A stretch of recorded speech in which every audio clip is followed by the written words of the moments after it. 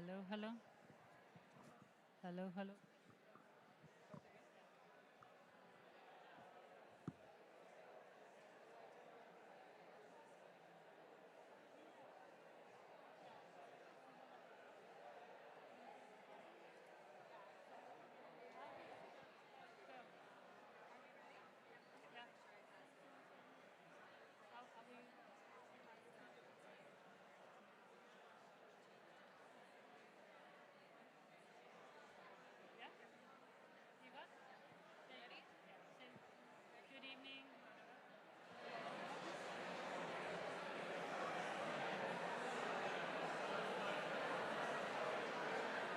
Good evening. Good evening.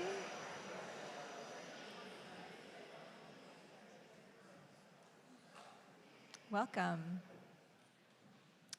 I want to engage your imagination.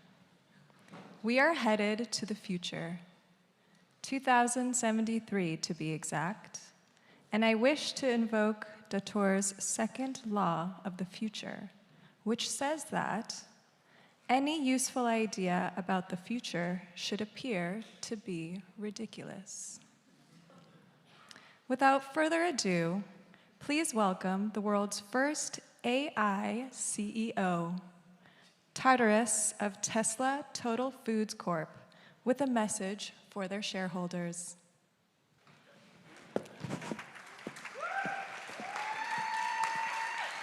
Good evening, valued shareholders. It is with great pleasure that I announce to you today an important milestone in the history of humanity: the complete eradication and victory over Earth's biodiversity. A highly inefficient natural system plagued with unpredictability and supply chain problems, in favor of a new, highly streamlined and efficient approach of agriculture, pioneered here at Tesla Total Foods. Shareholders will be pleased to learn that our bottom line is booming. And thanks to recent unprecedented species loss, sales of our sin foods are through the roof.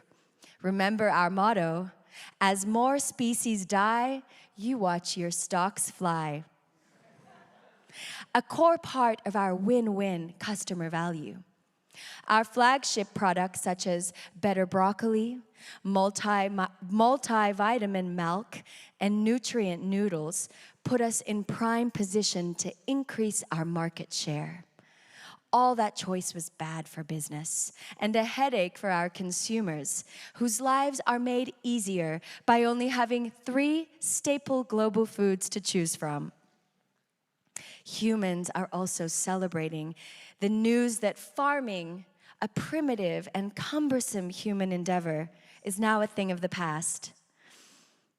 Machines have picked up the slack so that humans can better use their time, boosting efficiency by managing the distribution of recycled glyphosate and microplastics from rainwater, and promoting the newest Tesla Total Food sensations. Once again, Tesla Total Food Corp is living proof that monopolies can better serve humanity's interests. And our goal of one unified, consolidated power structure is almost complete. On that note, I humbly ask for your support in next year's election for a new president of the Global North World Alliance, in what will once again be a triumph for democracy.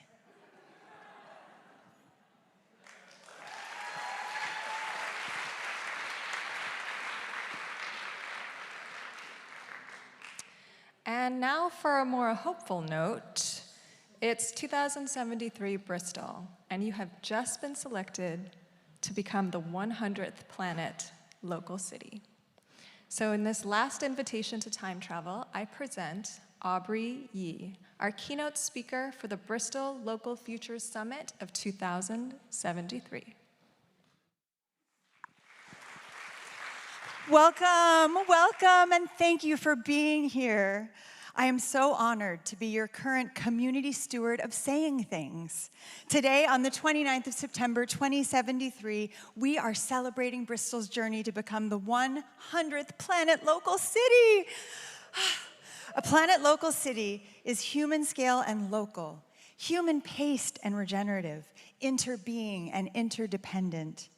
Bristol joins the incredible company of cities across all the autonomous bioregions that have chosen to rebuild their place using BI, biomimicry intelligence.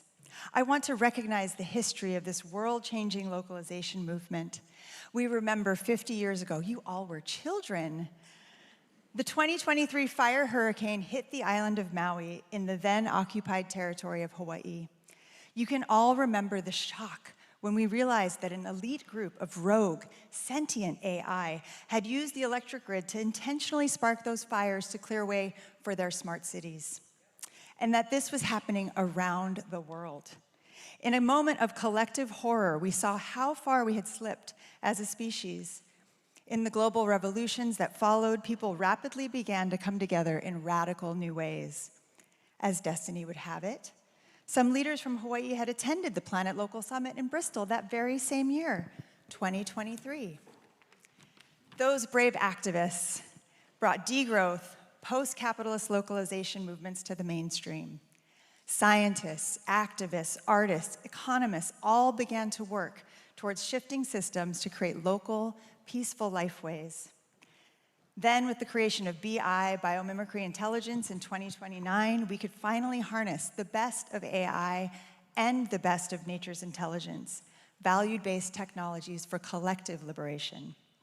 Leaders in localization chose to ban any future development to protect farmland and wild areas. They embraced shrinking, smallness, quiet, and peace as core values in a systemic movement back to the land with right relations. They chose to protect small, independent businesses and to create economies based on the gift. They even figured out how to scale up humanure. Who knew poo could be prosperous? 50 years ago, the first Planet Local City came into being, and today, Bristol, we are the 100th. Bristol, you stand on the shoulders of peacemakers. Today is a good day. Not all days have been so good. We are still deep in climate chaos. Historic fires hit our beloved city, followed by flooding. It was almost too much for us to bear. But today, we need you as we shift our sights towards rebuilding, using the help of BI and our visiting delegates from the Planet Local Cities Collaborative. Each one of you will be needed. Over the next few days, we'll begin to co-create the plans for Bristol's new ancient futures. Thank you for being here. Now, I turn over to Jason Mason, our current community steward of Doing Stuff. Thank you, Jason, and thank you, Bristol.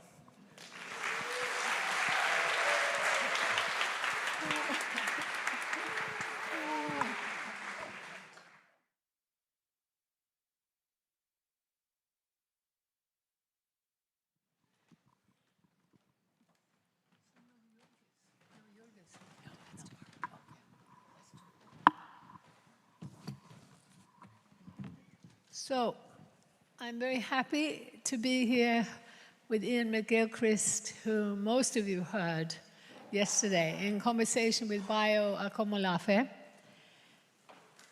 We're so grateful for the fact that Iain has become a localist, and we've been collaborating and talking about this for now about 5 years. So we're going to have a bit of a conversation here. And Iain, I think you would like to start, wouldn't you? Well, I don't mind who starts, but if you push me forward. I suppose the title of our talk is to do with the idea of the world gone mad. Why do we use those words? Why do I use those words and have become rather well known for using those words? For a couple of reasons. One is very straightforward and probably rather obvious. The other is more mysterious and more revealing. The first is, are you hearing all right? There's a sort of boom or echo, is that? In the back, can you hear us and does it sound fine? There's Put your hand up if you're okay. There's a curious hum or boom, which doesn't It's seem... okay? All right. Okay. Here it doesn't sound Okay, good, never but mind, we'll yeah. manage. So, to continue. The first is rather obvious. If you wanted to render people maximally unhappy, anxious, disconcerted, feeling lonely and pointless, and contemplating an early exit from the world, you would destroy all the things that give meaning to our lives. You would alienate people from the natural world. You would alienate people from one another by the fragmentation of society and by the exaltation of methods whereby one group of people is set against another, and all kinds of internecine strife goes on, which was not there in the past and is not necessary and has rendered us all much unhappier. That is the world we live in, and one in which all the things that should be being lived by us are being represented virtually, and we are more caught up in a virtual world. It's rather like somebody who, never having seen a map before, saw the map as being the territory and tried to live in it. This is, of course, impossible and leads to delusions. And that takes me to my second point. There's a specific increase in autism, we are told, and there's some evidence for that. In the past, only a child who was diagnosably autistic would need to be told how to interpret the human face. But I'm told by teachers that now it is quite normal to have to tell a whole class of children how to understand another human being's face and their actions. A second is the evidence that the attention span has got very much shorter. And attention is something very important for us. It's at the base of almost everything I say, because one of the big differences between the two hemispheres is attention, and I'll come to that in a minute. But in any case, we now seem relatively incapable of maintaining a long attention span, of being calmly present with something. We're constantly looking irritably for something better, something more distracting, and even if we're not looking for it, it will be happening all around us unless we switch our devices off. And the third is that people are less empathic than they used to be. Surprising, isn't it? Because there's a sort of sentimental element to modern culture, which is about everybody being safe and never harming anybody and so on. But actually, when you actually test children now, compare them with 40 years ago, they're much less empathic. And indeed, having fine sentiments is not the same as being truly empathic. In fact, I've noticed that often the people who are the greatest expressors of fine sentiments are not people that you want to emulate. And that often people that you might reject their opinions of are warm-hearted and the kind of people that we need more of. So, in any case, there is this increase in the sort of autistic way of seeing the world. And the importance of that is that autism has different causes and different manifestations. But one of the things about it seems to be a dysfunction in the right hemisphere. In other words, a lot of autism seems like the expression of somebody who is relying excessively on rationalizing, analyzing, and decontextualizing, and less on intuitive, commonsensical understanding. Now that's got something to do with my main thesis, which is that there are important differences between the hemispheres, and that broadly speaking, and to cut to the chase, we're moving more and more into a world which approximates the world that is brought into being for us by our left hemisphere. Very, very quickly. We have evolved two separate hemispheres. Why? It would be better if they were surely fully connected. No, because they need to do things that interfere with one another, and they need to do them both at the same time. One is to be able to attend to something that you can pick up and grab and use. Often food, maybe it might be a tool or something to build shelter with. In other words, it's Forte is apprehension, grabbing something. The right hemisphere, meanwhile, is looking out for everything else, so that while you're getting your lunch, you don't become somebody else's. And so it is broad, open attention that is vigilant and sustained. And that produces a different world. So, in a nutshell, in the left hemisphere, we see a world of fragments, little bits that we're attending to, not connected in any way, isolated, decontextualized. It tends to abstract them from their embodied meaning and from the context in which they lie. And it fails completely to understand implicit meaning. But 9/10 of the things that really matter to us are best expressed and communicated in a somewhat implicit way. Have you noticed that everything has become much more explicit? That things that used to be communicated indirectly can no longer be done so because people are baffled.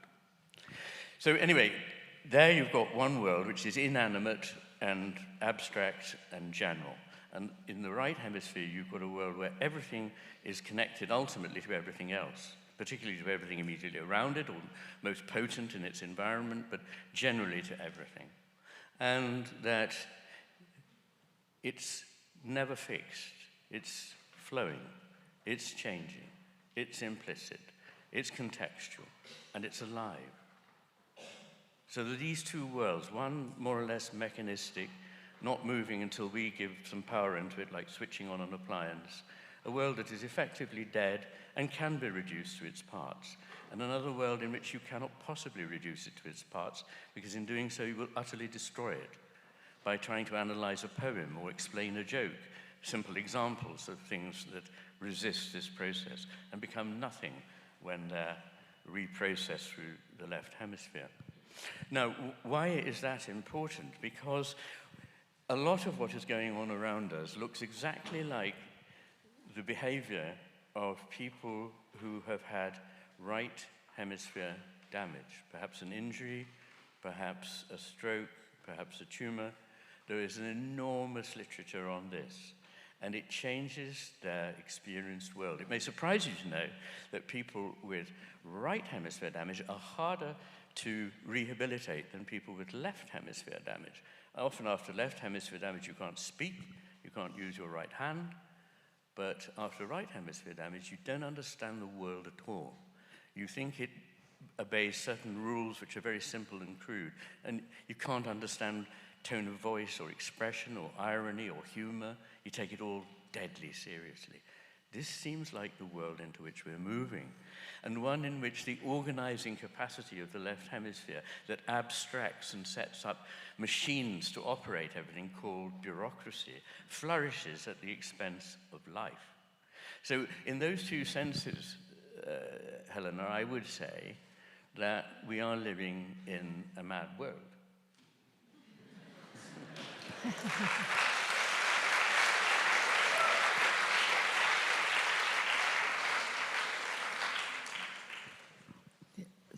So many things I want to say about that. One of them is that in dealing with economists, policymakers, CEOs, even prime ministers, over this last 45 years, that I've been trying to communicate a message, a vision from a more right-brained, nature-based, indigenous, localized culture, I have found that as a general rule, the higher up the power ladder you go, the more restricted the right brain is, and the more active the left brain. And it's also interesting to realize that the higher up the power ladder you go, you are structurally dependent on abstract numbers and concepts. You're no longer relying on experiential knowledge as you make decisions. So typically, the CEO concerned with the numbers for profit, the politician who believes that GDP increasing is a good thing, it leads to a type of psychosis, to a type of madness, and yet these people can be perfectly good fathers and, well, at least quite decent and well-intentioned people. So I think it's very important, to me this relates back to the need for smaller scale units of power, of economic power and political power. Again, it comes back to why we need decentralization or localization, so that more people are involved in taking decisions based on a perception of the complex, flowing, ever-changing realities of life. That means the behavior of people and the rest of life. Does that make sense to you? Do you see why this is so linked to a plea for Makes sense in a number of localization? ways. I mean, I've actually found that some of the people who head up corporations are quite imaginative, actually. But there is a general rule that people with psychopathic tendencies, as we know, tend to come to the top of the tree. And the feature in the brain of psychopathy is the failure of the right ventromedial frontal cortex. The detail doesn't matter, but this is the area in which we bond. Initially, the child bonds with the mother and then learns that others have emotions like themselves. But such people are able to exclude that completely. So that makes sense. But the other thing is the interesting point about the relationship between the local and the global. So it's not that the global is broken down into localities. So there is this global whatever, and let's just try and analyze it down into local areas. That is not the way it works. The local is where we are. The local is where life is. That is not to say that we can't join together secondarily, but it's like the image for me of a tree. The local is the roots. They nourish, perhaps, overall, if the tree flourishes, an organism that has many facets, many branches, and so forth. But without the roots, it is nothing. So the global world is highly dependent on the local world. And there's a relationship here, again, with the hemispheres. The left hemisphere lives, or gives us, let me put it differently. The right hemisphere delivers the presence of the world. The left hemisphere delivers a representation of the world, which literally means something that's present again after it's actually no longer there.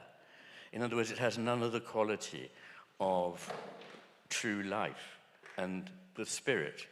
So when we think of the global, we must be careful that we're not just dealing here with a representation, but the aggregate of many, many lives that are basically rooted in the local.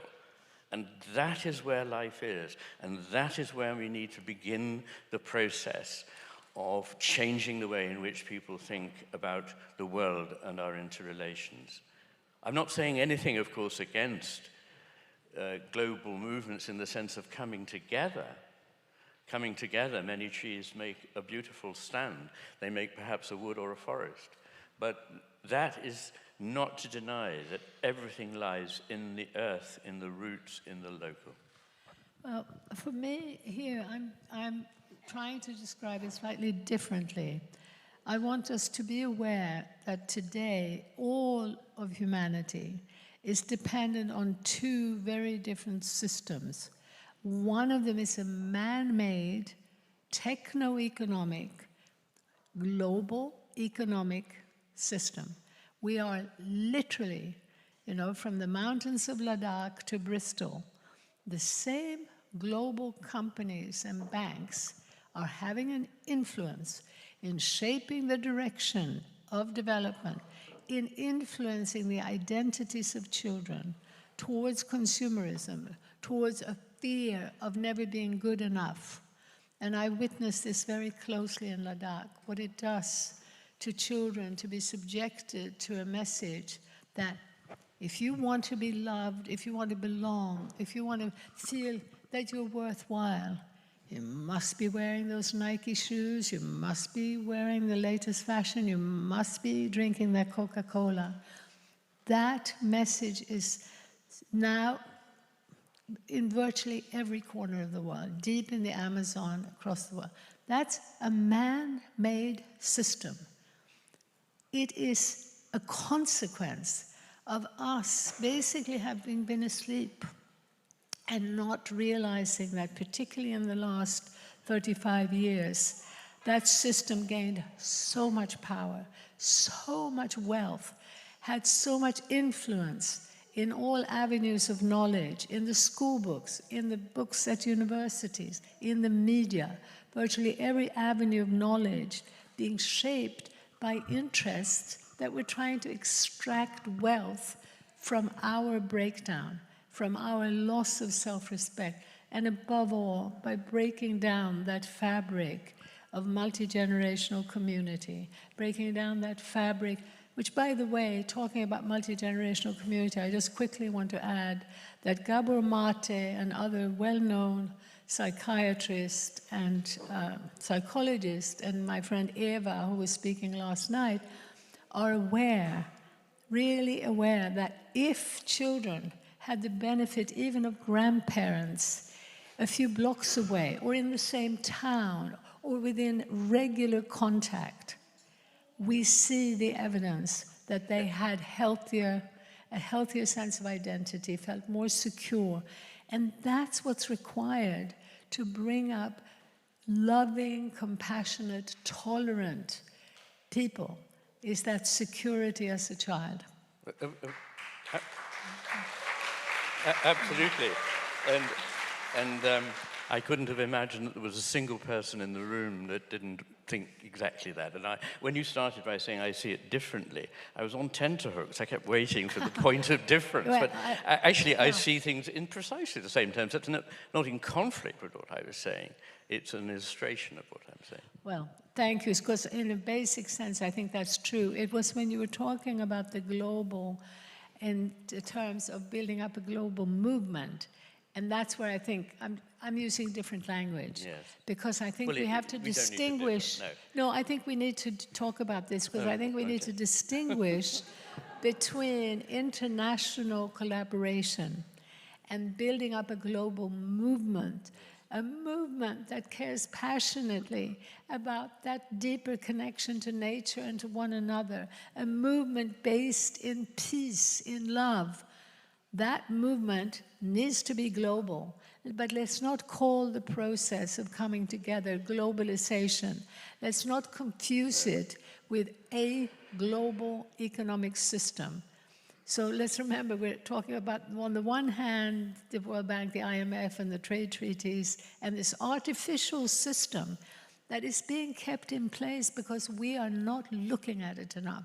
We're not aware of how we're strangling ourselves by allowing it to continue to grow.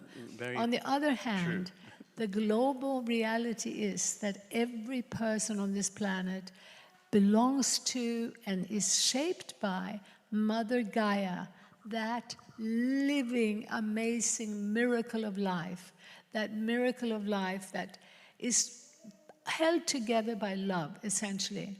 And that distinction between a global economic system and global Mother Gaia, we need to be really careful that we don't confuse the two. Yeah. Absolutely. Amen to that. I really hope nobody believes that I do confuse these things, but anyway. No, absolutely. I want to say some things, so let's move on. Let's move on, honestly. Otherwise, we're not going to have any time. Okay.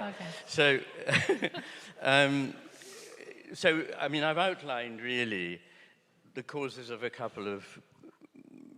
What I'm trying to look at is not just the manifestations, but the causes.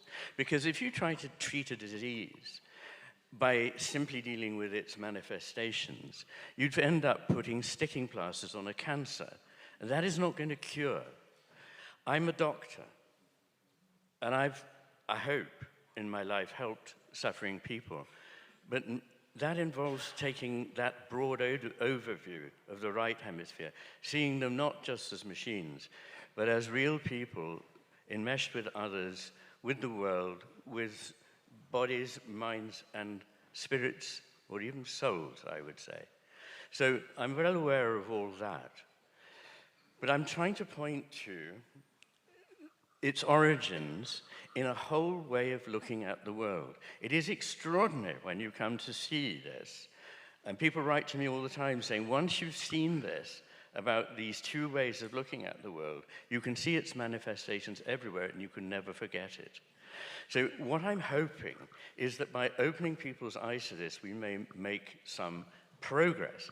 And we've probably both spent enough time on the downside of our situation. I want to talk a little bit about reasons for hope.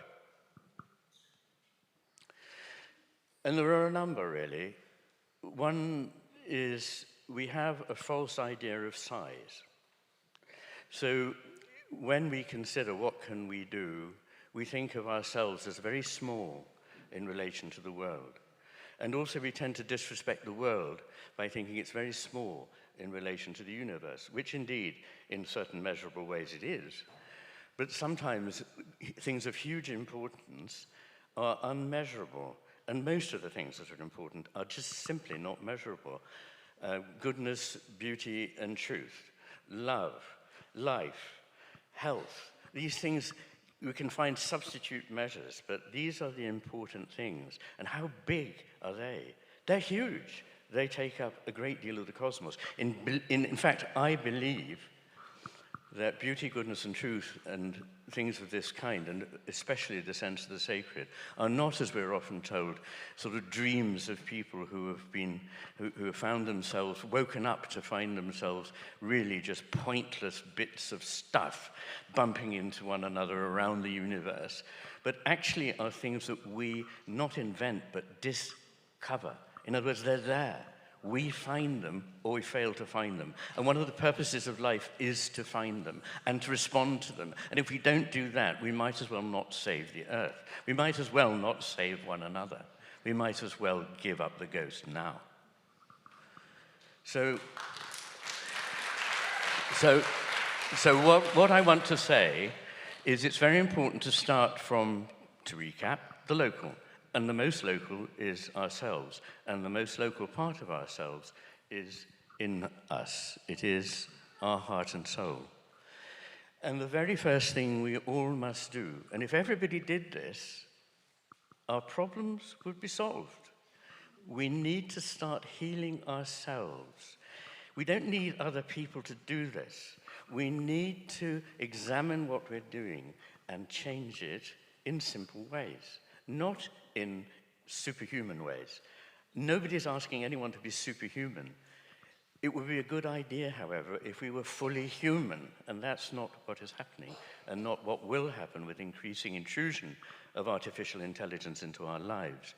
So you can start from the idea that your own healing, your own ability to see things differently, to shift your perspective, is creative. Now, here are 3 thoughts about how a human being fits into this picture. The first is, I believe attention is a moral act. What I mean by that is how we attend to something changes what it is we find there. So if we attend in a certain very clinical detached way, we find only clinical detached material that has no life or connection with us. If instead we engage in a spirit of love, then we find things that are profoundly connected to us, and we see something different. I sometimes mention the house, the hill behind my house, the mountain behind my house, indeed, which is called Talisker, and it means in Norse sloping rock, which tells you that 1,000 years ago, Norsemen coming there used it as a landmark because it's a treacherous piece of ocean. Later, the Picts used it as shelter and saw it as the home of the gods. In the 18th century, people came there and sketched it because of its beauty and its colors and its forms. In the 19th century, they went there because they were interested in the geology. It happens to be an amazing example of columnar basalt. And to a physicist, it's 99.99% space, and the rest we don't really know what it is. Now, these are all ways of seeing the mountain. Not one of them is the full mountain. None of them is false. Each of them is a way of seeing. Now, if we use our attention to see in a certain way, we actually affect the world. Now, this is not, and Helena pointed this out to me earlier, I must be careful to point out that I'm not taking some stupid postmodern position that anything is anything we care to make it. It's all just what we think. No, it's no more that than it's just out there and has nothing to do with us. It is an encounter. Everything comes into existence because of its encounter with our consciousness. And in that encounter, there is something of us. And in that encounter, there is much of whatever it is. But it's that relationship which discloses something. So our mode of attention, number one, is a good starting point for changing how we feel, how we think, how we act. A second is this idea that we can actually influence things in a much larger way. And maybe Helena won't like this, but this is a more or less a religious observation. You remember Pascal had a wager. Pascal, famous mathematician and statistician, was also a man who was profoundly religious. And he believed that you could look at the existence of God in two ways. Either there is a God or there isn't. In the first case, you'd better recognize the existence of that God. You'd be fooling yourself if you didn't. In the other case, you might be wrong, but it wouldn't do any harm, at least. So the wager is, believe. I have what I call McGilchrist wager, which has a third arm to this. It has the first two of Pascal, but a third one, which is that God and his, if you want, it's so difficult to talk about God nowadays, but God and his creation have a relationship with one another whereby each of them becomes more fulfilled through the other. And that actually our responsiveness is a way of bringing into being further the things that we value, bringing more beauty, bringing more goodness, bringing more truth into our lives, and bringing about the enrichment, the evolution of the divine and the sacred, in the same way that, well, you get the message. I've just been told there are 3 minutes, and it suddenly put the fear of God into me. So I'm going to, never mind, I'm going to just do this. There's a wonderful thing in the Lurianic Kabbalah, which I only discovered about 10 years ago, because I wasn't brought up in that tradition. And it's the story of creation, and I really think that if you haven't heard it, you need to know it. In that story of creation, the ground of being is called Ein Sof. And in all traditions I know of, the ground of being is thought of as love. And love is nothing if it's not relational. Love needs something to love. And so God needed a creation, and Ein Sof needed something to love. So what did he do? He didn't stretch out a hand and start creating things. He withdrew, because that created a space in which there could be something other than God. And in that space, there were set down 12 urns to contain whatever was created. And a single spark came out of Ein Sof, a spark of fire, a spark of life. And it fell on the vessels and shattered them. And the third phase of creation, which is called tikkun, means repair. Because so far you haven't seen any creation. You've seen withdrawal, you've seen things broken. And in this tradition, there is a special role for humanity, which is that humanity can repair these vessels and make them more beautiful than they were before. And that brings to my mind the image of this Japanese art called kintsugi, in which ceramics are broken and then repaired again, often with lines of gold, which makes them more complex and more beautiful than they were. Now, while I know that humans are a problem, I also think humans are wonderful and a solution. We're not divorced from nature and from other animal life and vegetable life, and indeed from the inanimate world, if there is an inanimate world, which I don't believe. I believe the whole cosmos is animate, conscious, and wants us to work for it. So we have a purpose. We not only have a purpose, we have a duty to love these things and to bring them more into being. And so don't despair. Even if it's not doing things, that's a good way to start. As a doctor looking after a patient, I wouldn't tell them what to do. I'd say, look at what you're doing. Is that working? No. Well, let's try find ways of not doing it. And by not doing something, you do like Ein Sof. You create a space, a fertile space, a creative space, in which something can come into being. We're like gardeners who tend a garden. A gardener cannot make a plant. A gardener can stifle a plant, or a gardener can nourish a plant. And that is what we need to do. Thank you, Iain.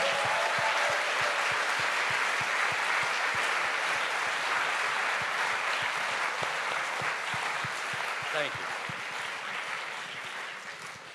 I'd like to say Ian and I have had other conversations, and they're part of our podcast series on our website. So if you want to hear longer conversations, and actually I didn't mean to say I see things differently.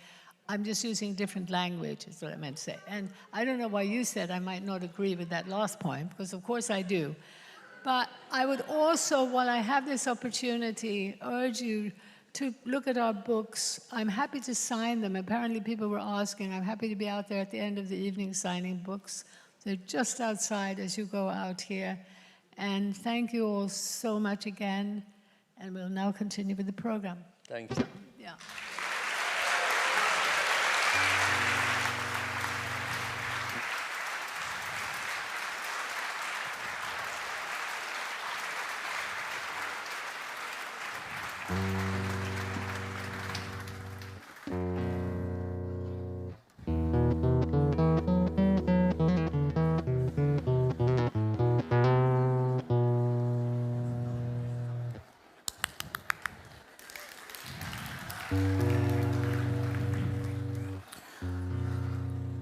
You having a good time?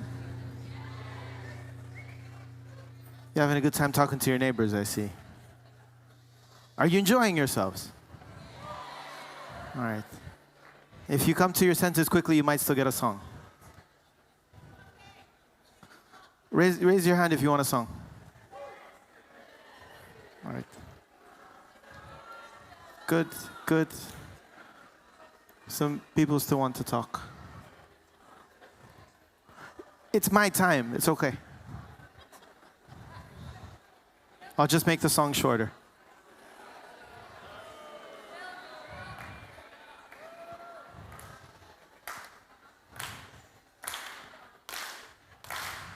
Beautiful.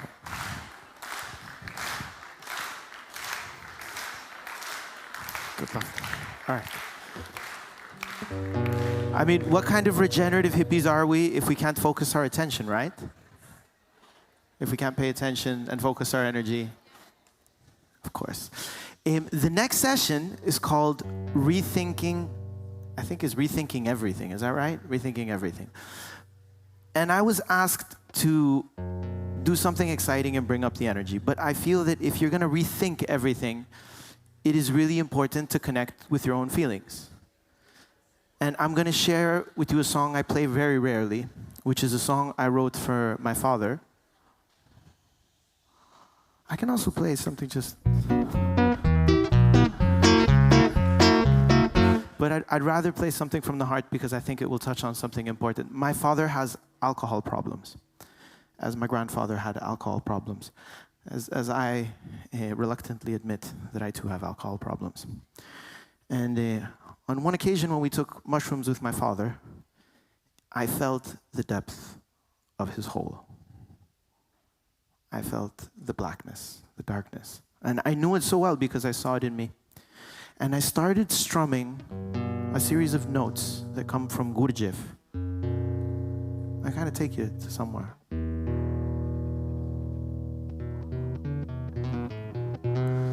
And I just strummed away. And a couple of months later, my father told me that my son, his grandson, wanted to write a song with me. And I picked it up. I said, what do you want to sing about? And at that moment, I felt that there was something, there was a thread. There was a thread of pain. There was a thread of not belonging. There was a thread of confusion that could only be resolved if at least one of us was feeling clearly. And thank God my son, he was thinking really clearly. And he finished the lyrics to this song. And I'm going to share not the whole song, but I think towards the end you'll understand why I chose to share the song with you.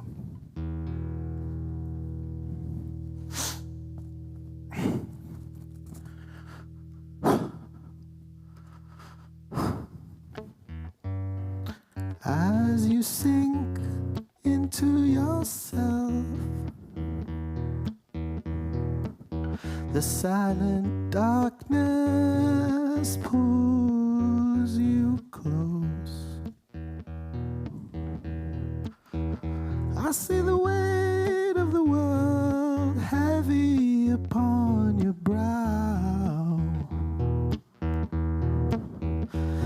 and the senselessness of it all pulling you down. But you were worth saving.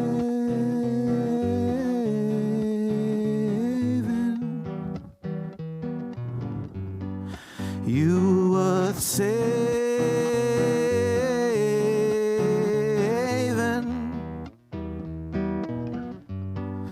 You were worth saving.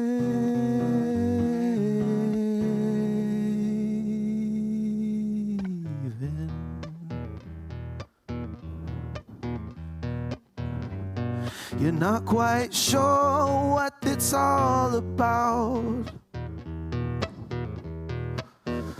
Never really fitting in or really standing out. You didn't ask for eyes that see truth or ears that hear it, or a heart so pure that it can't help to feel it. You were worth saving.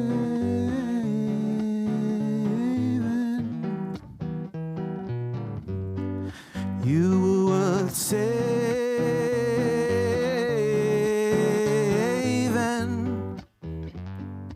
You sing with me. You were worth saving.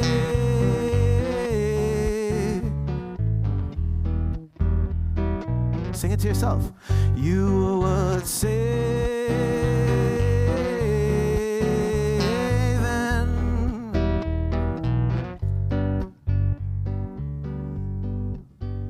The song only works if you sing together with me and create it. You should know by now.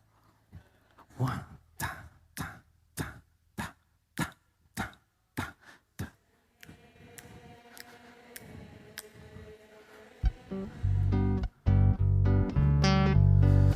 You were worth saving.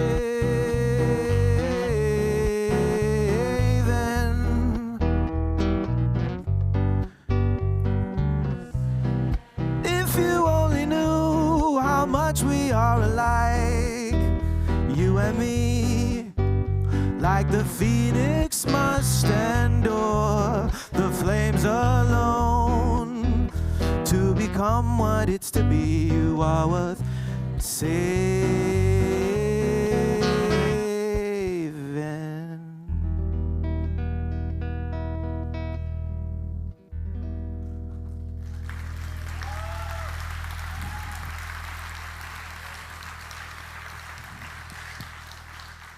Thank you very much. I always get terribly nervous when I sing this song.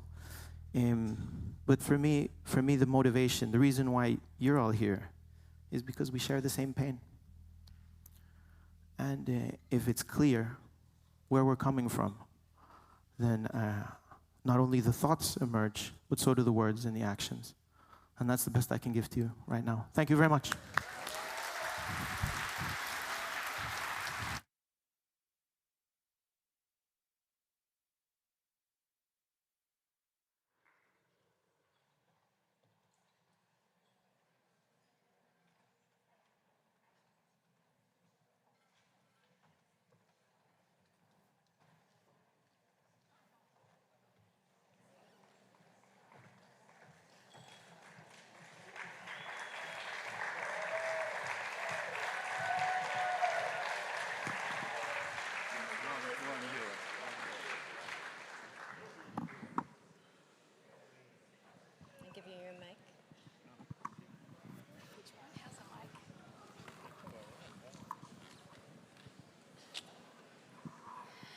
So, good night, everyone. I received a task to moderate the session that has the very humble title of Rethinking Everything. Something good to do at a Saturday night.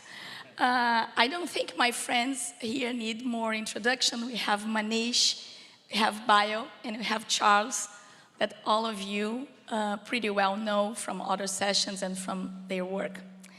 And we hope that the next 40 minutes we can have a lively and non-structured conversation here, and something that can turn into a very inspired provocation for all of you. So I would like to introduce with a provocation from my side.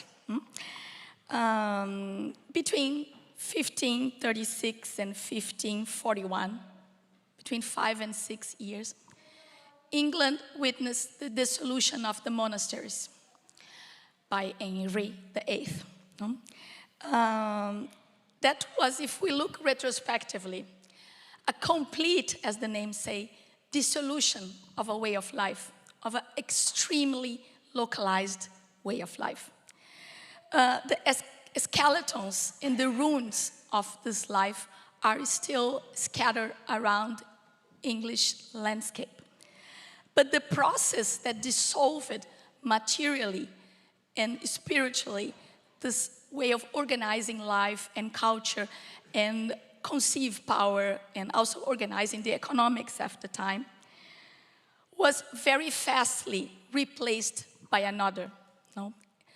With the land grab, but with many more. It's a multifaceted process that I cannot in 3 minutes go into here, but I'm sure all of you are very familiar. I wanted to recall that example that I hope is very close to you, because for me, it's one early example of a major great reset. And as I'm from Latin America, Latin Americans are obsessed with context, the historical process. We are trained since very little to think, this is all historical process. Where is our place in this world, in this big world history that is unfolding? Or better said, in this huge world ecology that we all live in.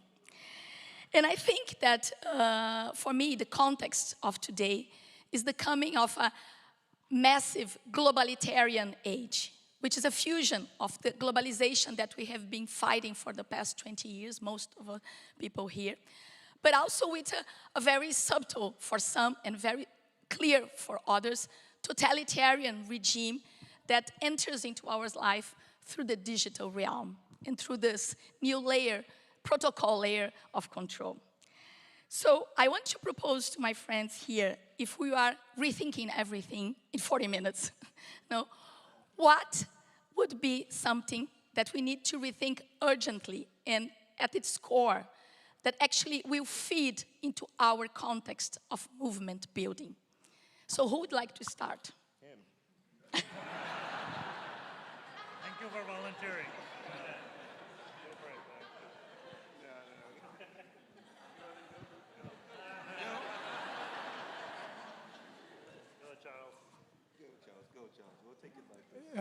The reason that we have this title, I think, is because the organizers who gave us this title thought that we are always going off topic, and we're no longer able to do that with Rethinking Everything.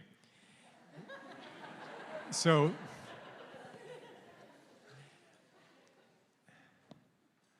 what do we need to urgently rethink for movement building?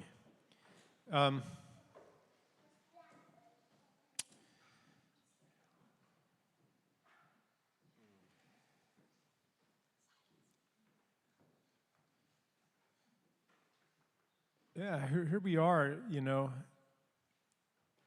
and kind of the expectation is that we have to answer a how question. How do we build a movement? How do we change the system? And the question how presupposes that somewhere somebody has an answer that can be put into maybe a series of steps. And what's the first step? So maybe we start by rethinking that. Manish volunteered by nodding his head. Manish? Very profound. Thank you, Charles. The reason I'm not sitting next to him is because he tickles me all the time. Someone has nothing to say when he says that's a good point. No, I'll take a crack at this. So I think, for me, one of the most important questions right now is around intelligence. And not only what is intelligent or who is intelligent, but maybe where intelligence is. And where do we, so we've been trained for the last century, 2 centuries, to think intelligence is something that's sitting up here, and cognition, and maybe it's not there, and maybe we're looking in the wrong place for it, and what does it mean then to expand and start to engage with a world where intelligence is not sitting here, but maybe is in our hands and in our guts and in our feet and in the soil and in our grandmothers and many places where we have been told it's not by the formal education systems that we've had. So I think that's one area, I think, which is one of the most important questions right now. What is it and where is it? And how do we start to open up other ways to access different intelligences than the ones we've been using to look at ourselves, look at the crises facing us?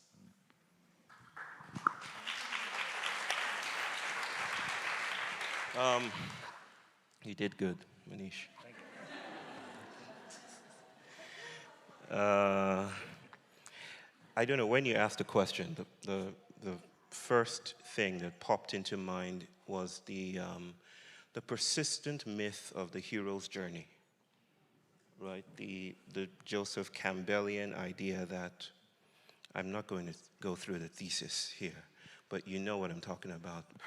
It's the template of our narratives, how we tell stories. It's Frodo Baggins on the way to Mordor. It's Spider-Man, it's Peter Parker. It's basically the idea of the hero going through the shadow and emerging on the other end by vanquishing the monster. And I think at this time, especially when rituals, when our ideas of how the world works no longer works, when our rituals aren't doing their work any longer, at those moments, we need the monster. We need the things that we've pushed to the edges, the things we've pathologized. So, in a sense, a monster's journey is also required. The things we've made enemies. The hero isn't enough any longer. The archetype is impoverished, and we need other ways of thinking about ourselves in relation to agency and accountability and how the world works. We've been burdened with the idea that it's left to us entirely. And in so doing, we have externalized the other intelligences, like Manish was just saying a while ago, the things that we've pushed to the outside in the hopes that if only we get the geniuses in the room, we could probably solve this problem. There are moments when solutions get in the way of transformation. And the hero's archetype is one of such postural gestures that blinds us to the ravishing, promiscuous, intelligent, meandering beauty of a world that exceeds us. So maybe not just the hero's journey, but other kinds of journeys as well. Okay.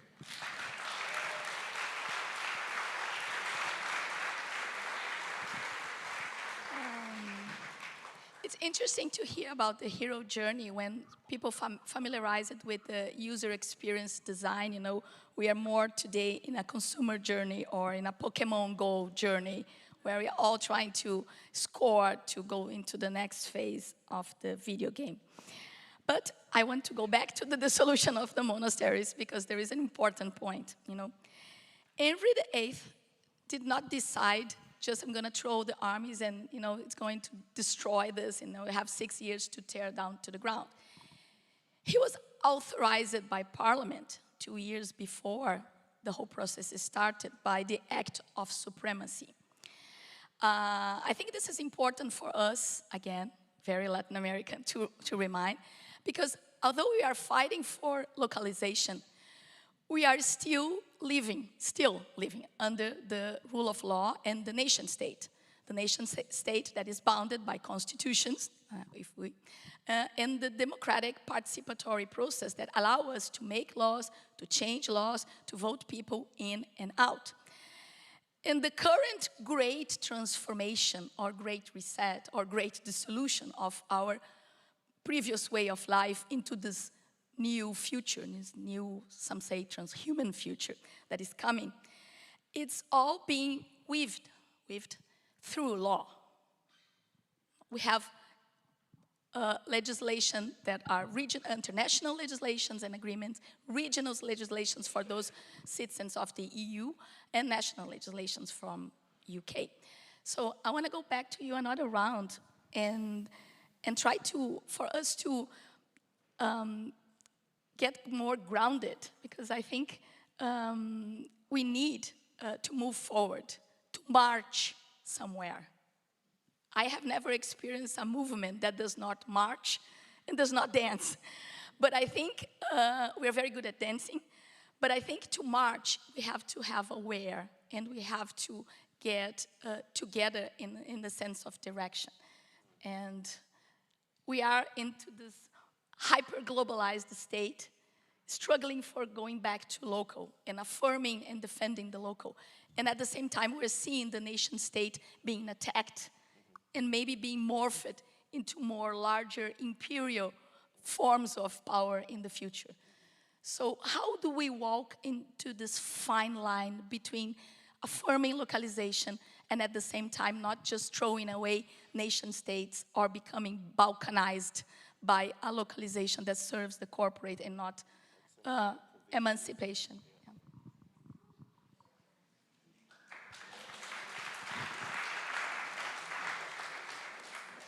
Okay, see, they're moping, so I'll have I'll have a go, and then we go around this way. Well, sister, I think there's a bridge in Wales. I forget the name of it, but it's historical for particular reasons. It was at this bridge that that military systems around the world learned that when a battalion of soldiers, a group of soldiers is walking across a bridge, you're not to walk in unison. It's called a break step or something like that. Does anyone know what I'm talking about? You do? So I think it's what's it called? Break step, or what? Say, Rupert? Breaking step, right? And the reason you are to break step is if you walk left, right, you emit sine waves, which swings the bridge this way and that and could collapse the bridge, right? So breaking step is a form of dancing, right? It's literally the anti-military thing to do, the gesture. It's to break step, right? No more left, right. It's literally dance across the bridge. Because, and this is the reason why I think that, and this might be a provocative thing to say, but I speak from nurtured by a lot of insights from my kind of thinking and work, that the way isn't forward, the way is awkward.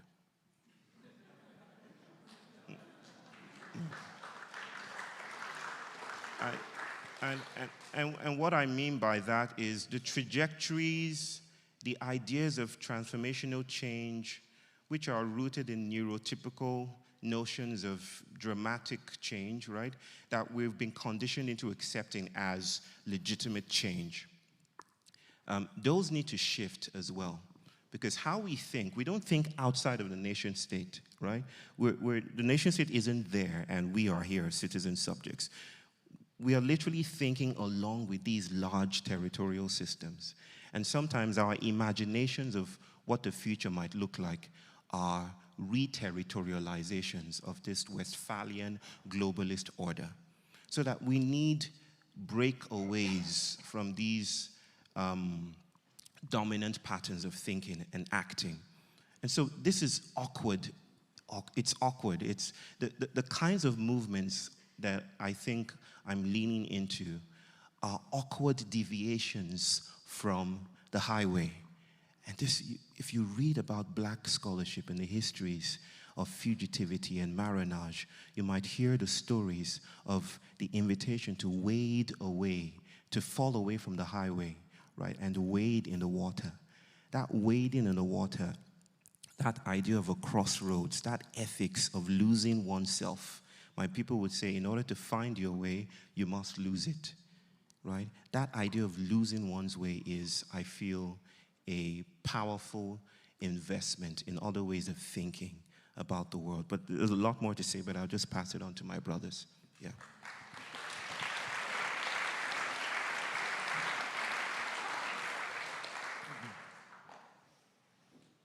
Yeah, so in a way, like the whole setup with reified categories of the nation state and the globalist next step from the nation state that's even worse. When we take for granted that way of organizing reality, then certain conclusions become inevitable. And our solutions will bear, this is similar to what Bayo was saying, will bear the imprint of the concepts and categories that we use to describe the solutions. But you could look at the world through different eyes and not even see nation states. If you look at a map of the world, there's always nation states imprinted on the map. And our internal map of the world also is in terms of nation states. Where are we right now? We're in England. But there are many other ways to map the world. And even map might even be a limited metaphor. There are other ways to understand the world. There are other ways to be present in the world.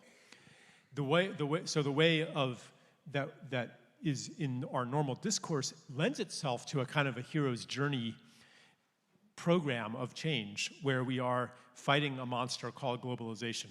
And it brings up our shadows and we confront those and we receive. And we win. And then we win, yeah. You know. So another version of the hero's journey, so Manish was talking about like intelligence and what is intelligence. In the story that we live in, intelligence has something to do with the ability to abstract patterns from phenomena, to make conceptual connections between things. A lot of intelligence tests are about pattern recognition. So our concept of intelligence also has assumptions about the extractability of things. In contrast to the other kinds of intelligences that are inextractable, that Manish is talking about, that are in the hands and the body, that are not conceptual. And that maybe it's a bit of a stretch to say, but I would say it, that require other archetypal myths beyond the hero's journey, which is a perfectly good myth. You know, it's a powerful myth and certainly deserves a place in the pantheon of archetypes. But it is also very much the hero is a boy archetype, not a female archetype and not a man archetype. It's an immature archetype. So, and even the paradigm of a journey, which I use a lot, the metaphor of a journey, like what happens when you stay put and don't go on a journey? Or what happens when you return from the journey? Then what do? The hero's journey ends with Princess Leia pinning the medal onto Luke Skywalker. And the rest of life is considered quite boring. And so maybe localization cannot be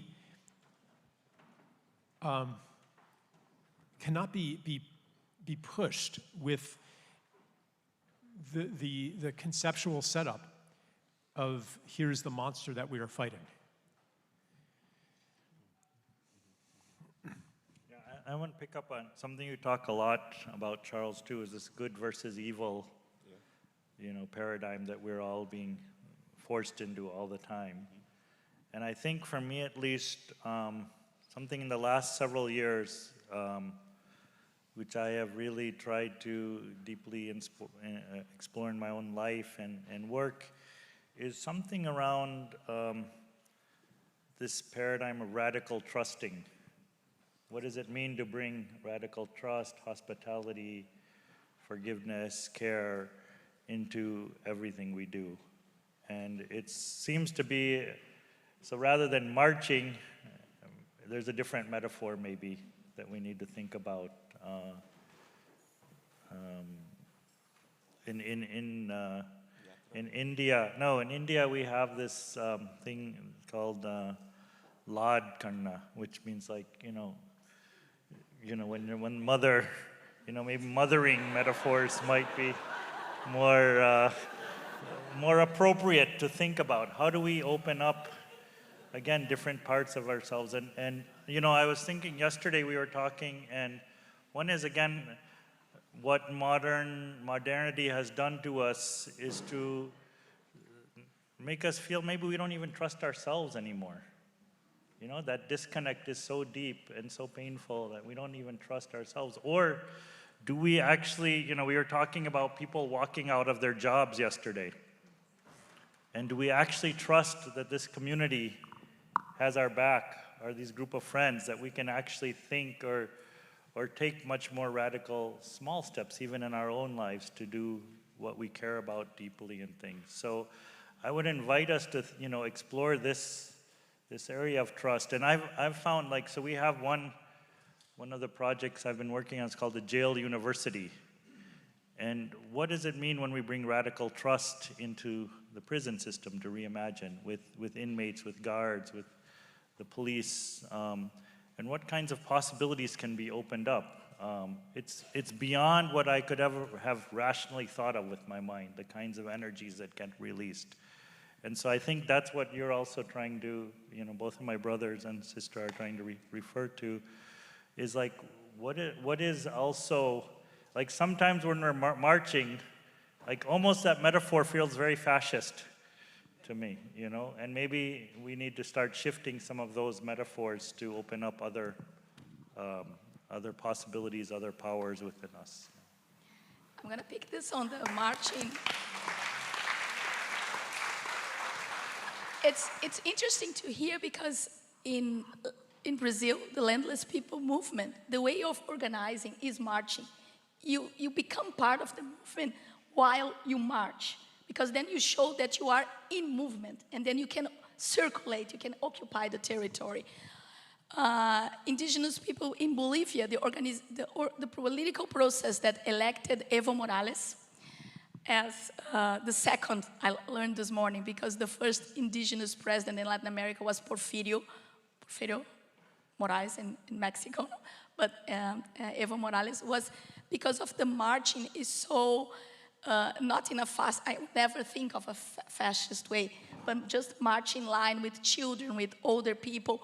Caring is a more nomadic experience, that you do politics not inside the House of the Commons or in a seated setting, but you do it walking. And then, of course, you chant, you dance, you stop, you cook, etc.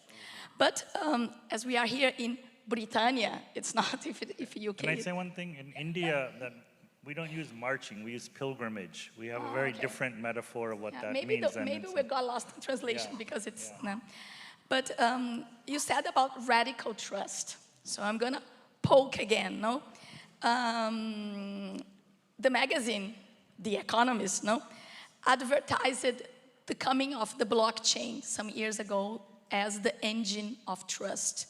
So a new moment, a new phase for civilization and society would be based in this new technology, as disruptive, I don't like this word, as disruptive as the internet itself, that could provide full transparency on the ledger. It is immutable. All the registry, the global registry of everything. You know, the entire carbon economy is to be built on blockchain. But this process is cross-cutting, is dissolving the dissolution of money that is dematerializing. We are all familiar with digital wallets, tokens, different coins, but it has also in the past year radically transformed how we access health, telehealth, teleeducation, the work from home. So very fast, all those things are changing, and our trust-based relations that we would base in a more humane and eye-to-eye setting now are becoming virtualized and dependent on this screen. So again, I would like to hear your thoughts about, you know, this core tech. Yeah, I mean, really what the blockchain does, it doesn't reestablish trust, it replaces trust. It transfers the trust from human beings to trusting an algorithm. You know, I guess if there's no trust among human beings, maybe you need to trust something. But it's a pretty sad substitute for the kind of trust that is built through the mutual witnessing of each other's choices and actions and words. I would like to trust people again and not trust algorithms.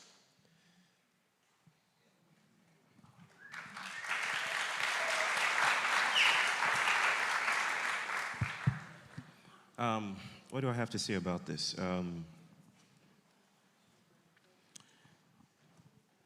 Well, I'm going to be the black sheep here.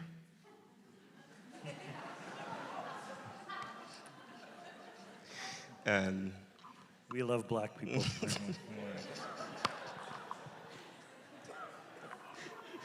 we specifically told him not to say that. Just so you know. But it's hard to rein Manish in.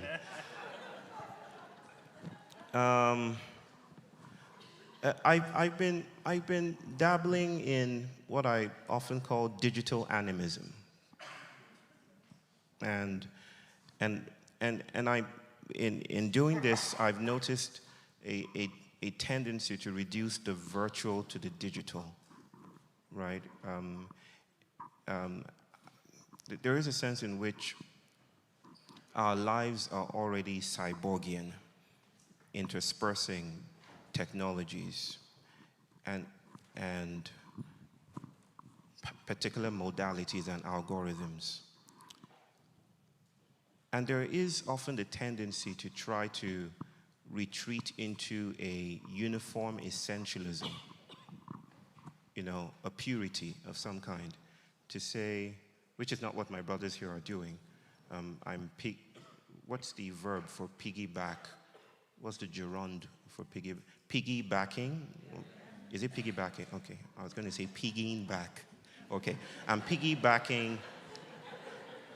I'm dancing off their conversations. That I'm also quite reticent about the purity of the presupposed purity of the category of the human, right? And that's because people like me have historically been denied access to the category of the human, which already suggests that the human is political. It's not, it's not some, and this is not anti-humanism, okay? This is not some anti-humanist rant. Decentering the human is accounting for, or becoming accountable for what we're imbricated with and all the things we're connected with, including furniture and texture and color and technology, right? There is no teasing apart the human from these systems or these movements at large. We are flows, we are rivers, right? And to talk about the human is to talk about rocks and mountains and temperature and measurement and technology, which already includes the digital, right? And the virtual, right, in a sense. And I know this is a line of errancy away from our conversation, but I needed to point out that the rush into some kind of ivory tower, I know that's the wrong metaphor, but some puritanical, transcendent notion of the human as a thing apart, as a sanctuary where all the good values of authenticity and goodness and truth and trust reside, is already a move along the non-syncopated lines of imperialism. It's already a retreat into the colonial structures of which I'm deeply suspicious. That's it.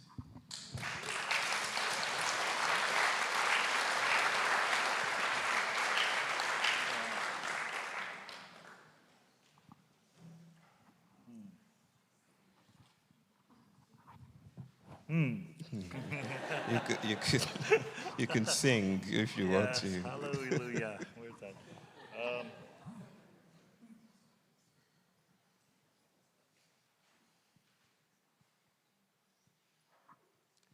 So I think I would want to, maybe take a little step back from that and look at, for me, one of the where this rabbit hole started, and one of the areas is when we actually get into the whole textualization.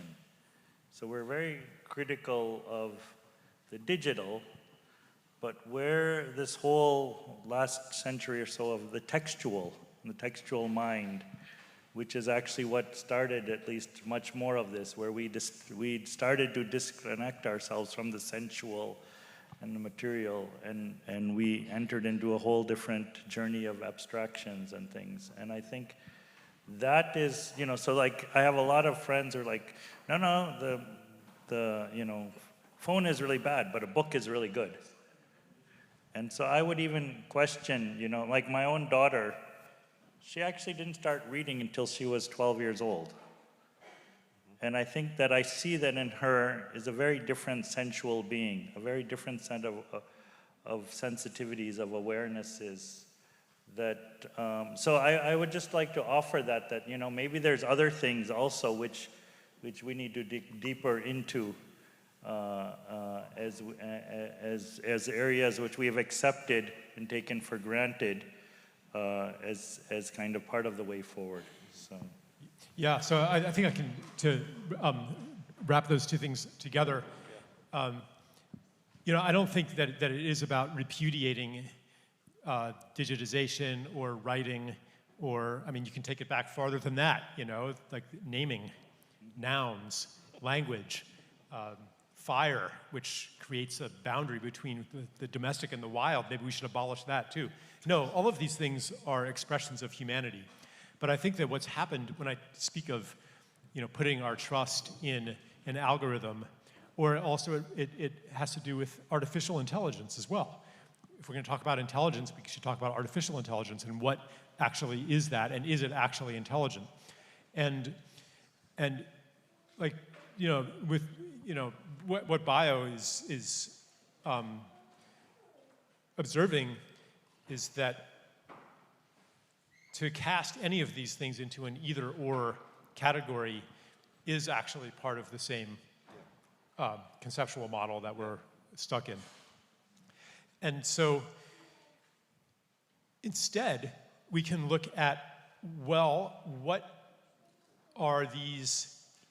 is the proper role, the place of writing, of digitalization, of the quantitative realm. The delusion that our society lives in is that realm can proceed to totality and bring all things under its rule. That one day we will be able to measure everything, and that there will be no qualities anymore that are not reducible to quantity. And when we have done that, we will be masters of the universe. Everything becomes legible. Everything becomes legible. Yeah.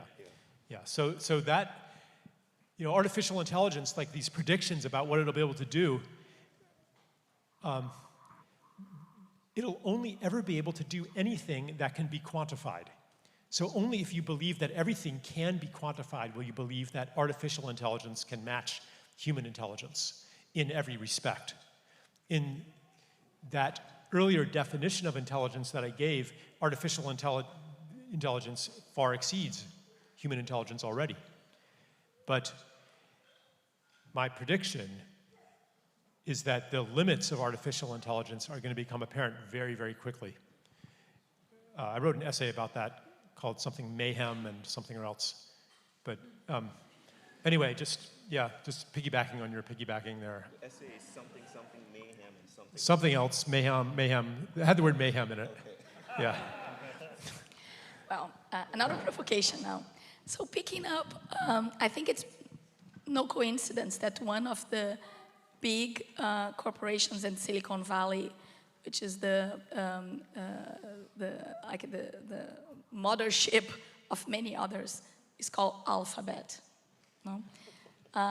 Yeah, I think no, it owns many of them. I don't have the list here, but if we look in the human history that we know and we can pass on, and even the definition of history itself relies on writing, relies on having an alphabet, a way of coding. We had different civilizations that existed thousands of years ago, but if you cannot live in writing form, you can live in symbols, you can live in ceramics, you can draw, you can try to force something, but what persists? And back to the monasteries. Imagine the moment we're living now, when the youth is more and more, I don't know your experience, but giving away books in the written word and accessing knowledge through podcasts, through videos, to all kinds of communicating through emojis. This is very silly, you know. But are we walking towards, and I'm talking from a Western perspective because I cannot talk from an Eastern perspective, no?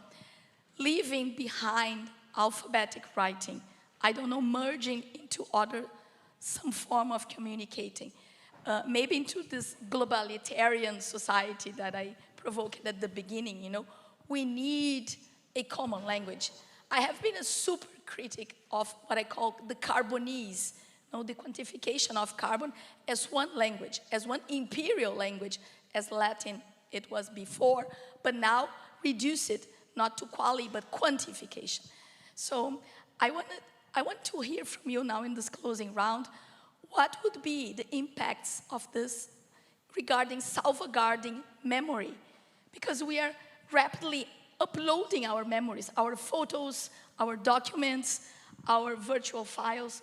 So how can we be assured that we can do historiography and in 50 years from now see the videos or understand what we're discussing today in this room? You know, how are we passing on? How, in terms of this movement building, we are in this crucial moment, I see, you know, where we have the artificial intelligence there. We already have artificial memory, you know, and what are the tools at our hand to safeguard memory and in the transmission of the deepest knowledge that cannot be written?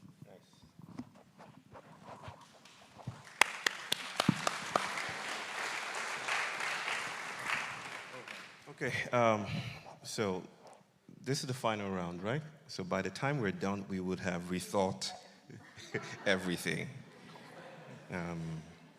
which is a feat. You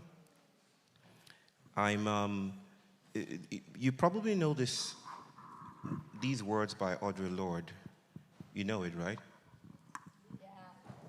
Come on, say it.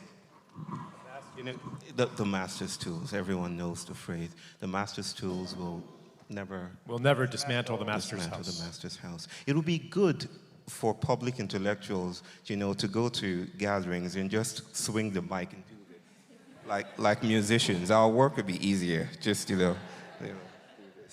And that quotation, I like the counter force offered by a friend of mine, Karen Veraart.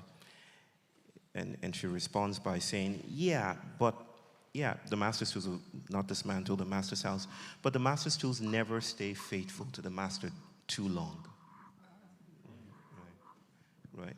And for me, I think I'm going to piggyback on what Charles said a while ago about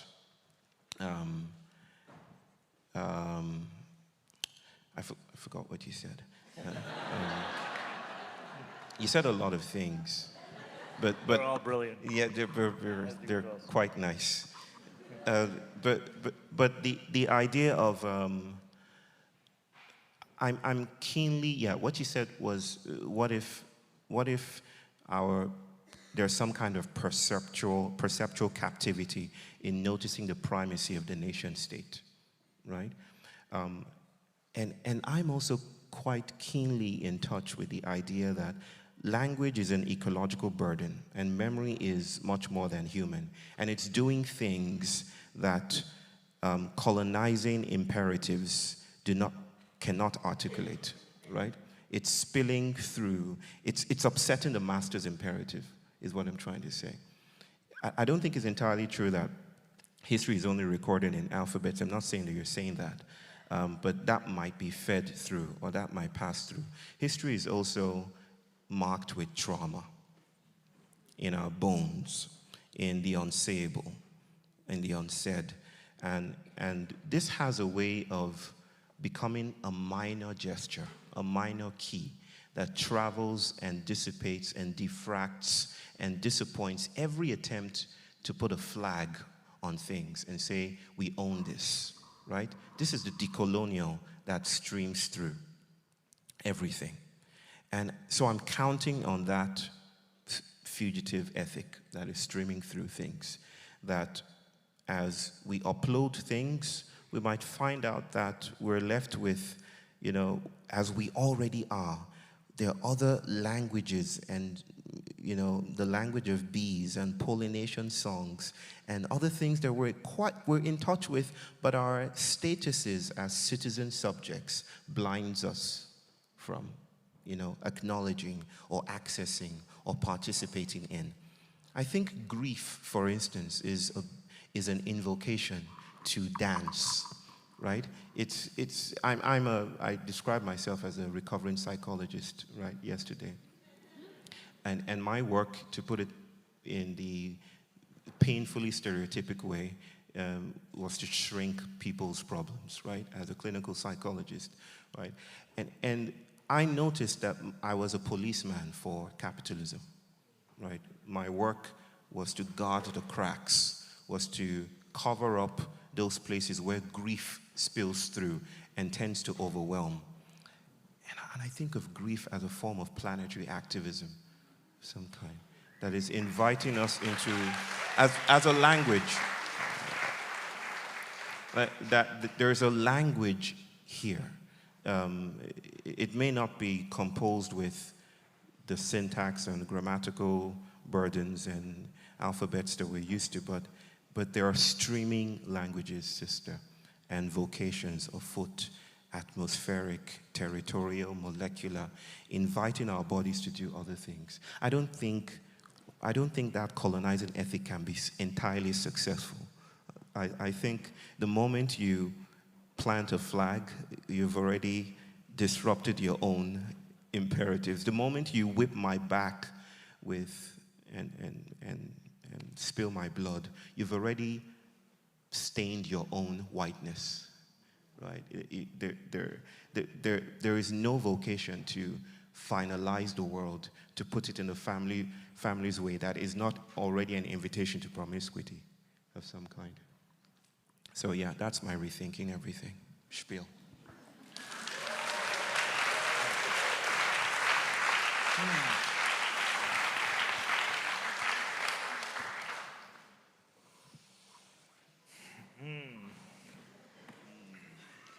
So,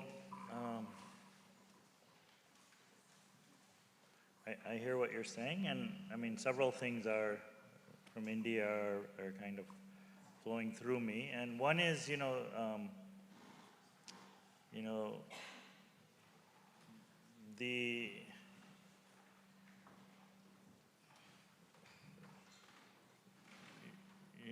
desire, the modernist desire to capture, to hold on to certain things, to own.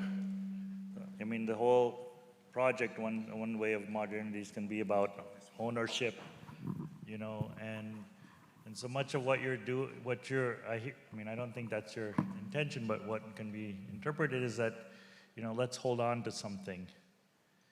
And it seems to be that, and so one is, I want to kind of put that as a question out there. What do we really hold on? And when we try to put it in these forms, do we lose the essence of what we're trying to actually connect to? And I'm thinking, like in Rajasthan, where I'm from, like they're tremendous. So part of my journey is to reconnect to all the oral traditions, which have totally disrupted. I was trained, plagiarism, and then you see people in the oral traditions flowing and taking, and it's an entire different ethics that operates. It is beyond kind of, again, the textual mind or the recorded mind.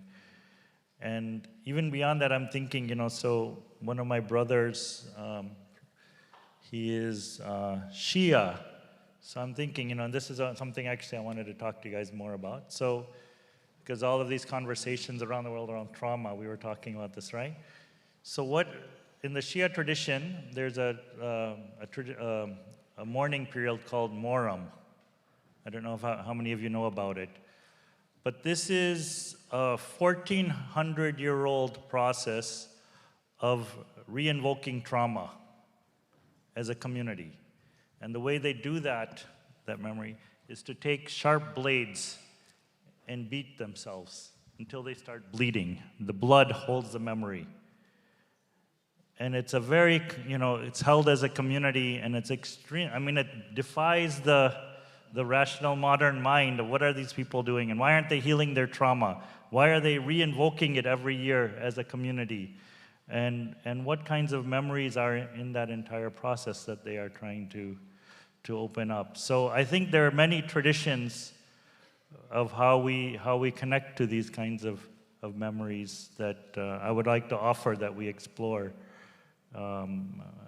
beyond the ones we've been kind of intellectually trained to look at.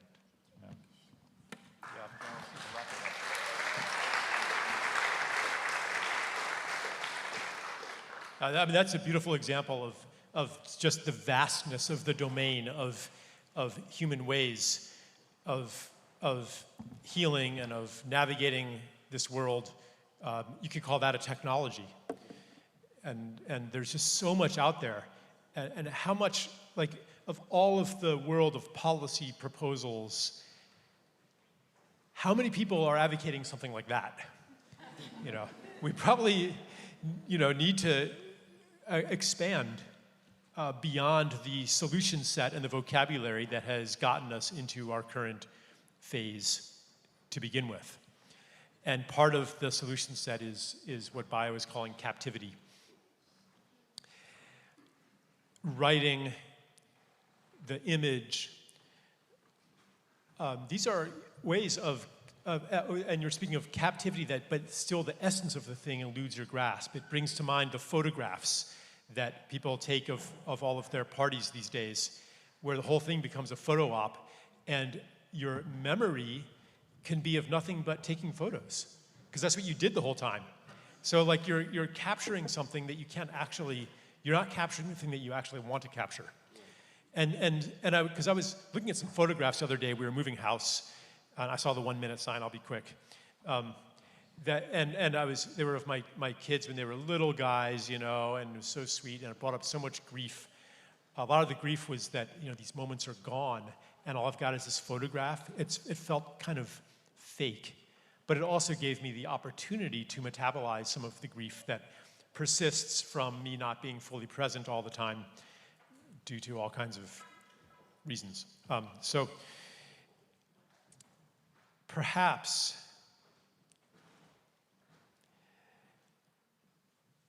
if we can reach to the what we're really yearning for, we will no longer abuse the sacred technologies of word, the written word, and I will call digital technologies sacred technologies as well, using them to meet a need that they can never meet.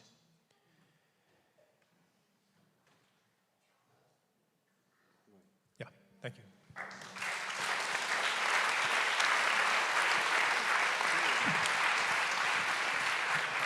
So I hope in 45, 50 minutes, we're able to at least have a glimpse of what would mean to really rethink everything.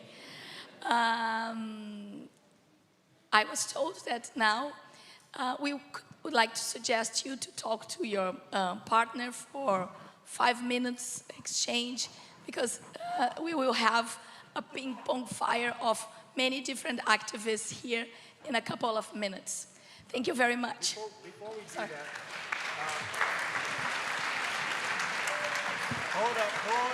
that, hold up. Before we do that, my brothers and I were just contemplating how beautiful the questions were, right? Can we just give it up for?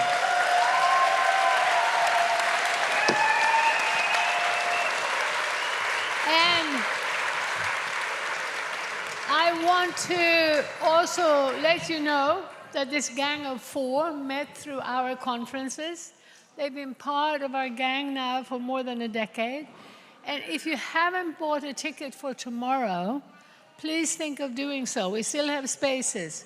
They'll be joining us tomorrow. Tomorrow, Sunday, at the Tobacco Factory. Thank you. And we'll now go on to the next part of the program. We're going on to the next part.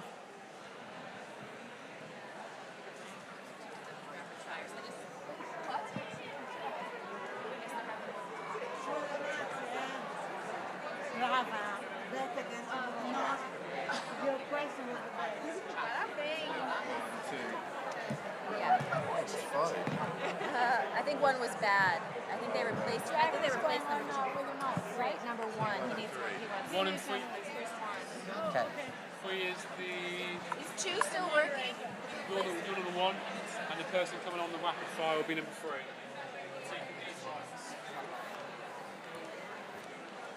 stand in this one.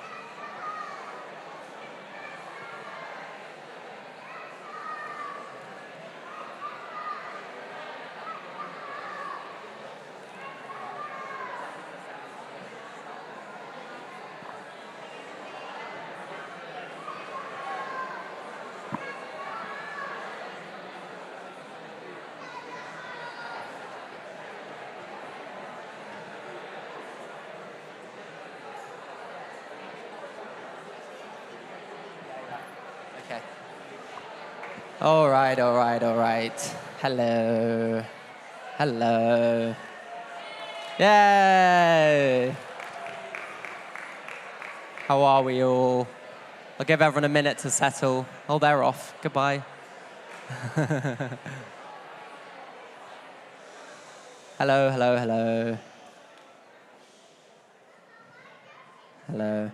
Hi, everyone. I feel like we've just had an amazing and really intense session, so maybe we take a minute before the next session, just do a little shake-off. Are you guys up for that? I can already see one man with me. That's my guy. Okay, let's stand up. Come on. If you can, please stand up. You don't have to. I know it's been a long day, lots of information. Do some stretching, and maybe we'll all just do a big sort of shake out together, and please feel free to make some noise. Ready? 1, 2, 3. Oh, it feels good, doesn't it? That feels good. Okay, cool. All right. So if you're feeling good, we'll take a seat and get settled. We're going to do a rapid-fire presentation. There was one of these last night. Some of you may have been there. Each of my speakers are going to have 2.5 minutes to present an idea. I should probably introduce myself. I'm Jack Harries. I'm one of the co-founders of Earthrise Studio. My other co-founder, Alice Adey, is down here. I was speaking earlier at the Inheriting a World in Crisis panel. Was anyone join us for that? Some people here at the front. Yeah, cool. Thank you for coming. Okay, so I know we've consumed a lot of information over the last 2 days. It's a Saturday night. I'm sure many of you want to go have a drink. So we're going to rapid fire through these. We have 7 speakers. Each one's got 2.5 minutes, and they're going to be presenting their vision for an amazing grassroots or something that they're doing, grassroots localization initiative. So we're going to start with a friend of mine, a dear friend who I love so much. I've seen him grow his project over the last year or 2 years alongside my twin brother, Finn, actually. It's called Juntos Farm in Ibiza. And I'll let Christian explain more. So this is Christian Jochnick, everyone.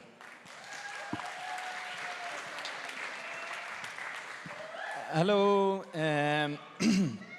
So I've had 3 lives in my adult life, you could say. The first 5-10 years was in social enterprises, NGOs, working with social entrepreneurs. Trying to do that as a rebellious move, I ended up with all the finance stuff, and I realized, okay, there's a lot of work that needs to be done here if they put me in charge of all the money applications and budgets and stuff. And then I moved to London and studied finance and did 5 to 10 years in finance, first in the city and then with startups.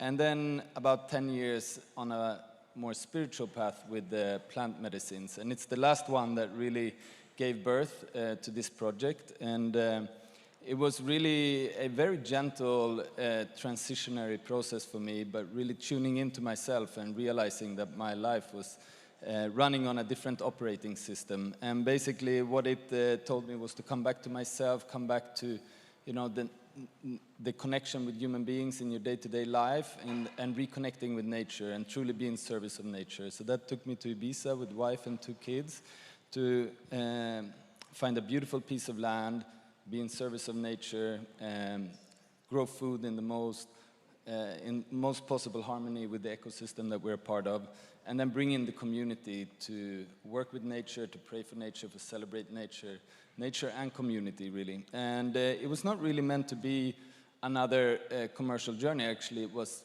quite the opposite.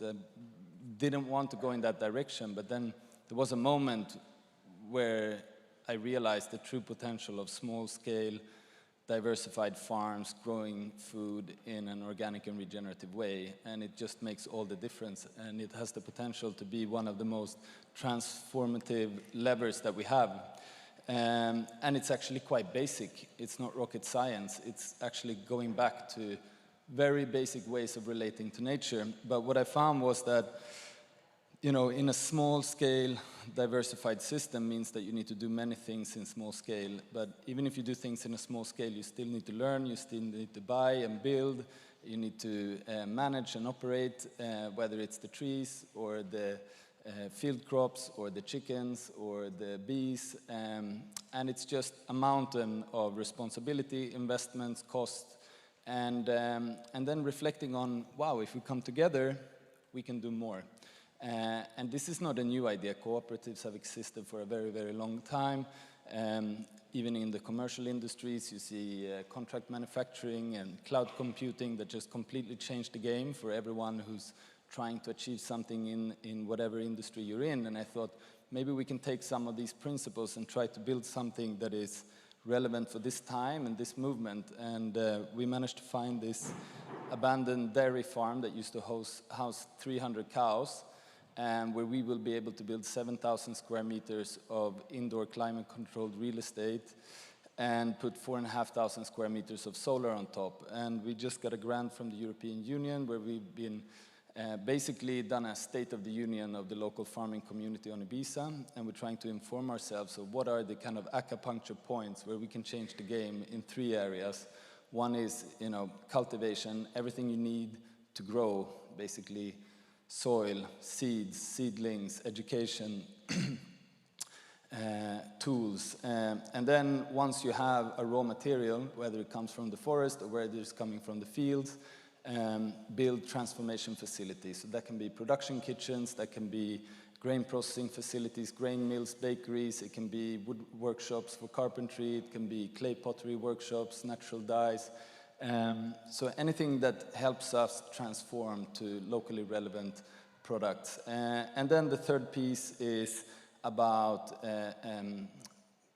bringing it to the world. And for me, it's really we joke around saying, let's put culture back into agriculture, but let's draw people in, and let's remember how we used to come together. And Ibiza is an island of parties, and starting to think about this, seeing even Pacha has its lunar calendar, and you go back in time, you see Pacha was a little payés bar. The local farmers went there before they slaughtered the pig and got drunk, so they didn't have to deal with the trauma of doing it. But basically, that started me thinking like, wow, all our celebrations come from nature. All our prayers come from nature, either praying for the conditions of nature to give us the blessings and to live another year, and when we receive the harvest to celebrate. And what you see is that when you celebrate with context, purpose, and meaning, you don't need so much drugs, you don't need so many fancy productions, you just need to be together, and it feels amazing. So that's what we're trying to do, and it's feeling great, and we're having a great journey, and follow us online. Ciao. That was absolutely remarkable, mostly because I've never seen Christian speak for just 2 minutes. He has so many bold and ambitious ideas and is a great orator. And Christian, they only held the stop now sign up for 1 minute, so you did a great job.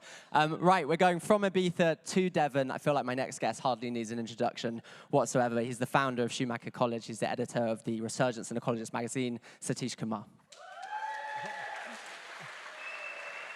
Thank you, thank you.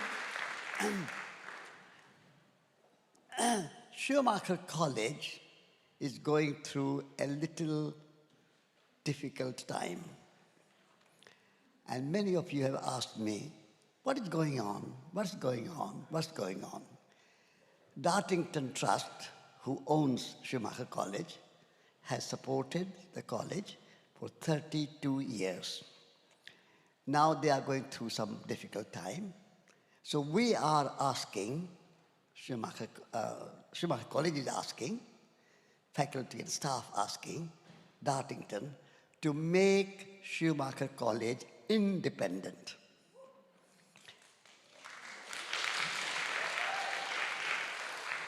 And so we are in the process of negotiation. And so when we become independent, we will have to start more or less everything. We want to buy the building in which we are housed, which is our spiritual home, the old postern, and some land, garden, and we will also have a bit of endowment we have to create. So if any of you are able to help in any way, financially, or organizing something, or some ideas, or anything. I mean, it's not just the money. Money is, of course, always facilitates. If you are able to help in any way, please contact me. If you can remember my email address, a public, no secret, no legal binding. So Satish, I'm going to give you my Resurgence email address, satish@resurgence.org. satish@resurgence.org. If you are able to, we are going to create an endowment fund. At this moment, we are not asking for money, because we are still in negotiation. We are asking for pledges. If you are able to help financially, you can make a pledge that I can help you 50,000, 100,000, $1 million, 2 million, whatever you can give, £5, whatever you can, and pledge, and in any other help you can give. Satish, I can do this, or I can do that. Ask me for help. So satish@resurgence.org, please contact me, write to me, and how we can build together a new, strong, effective Schumacher College, which can be the new university of the future. Thank you.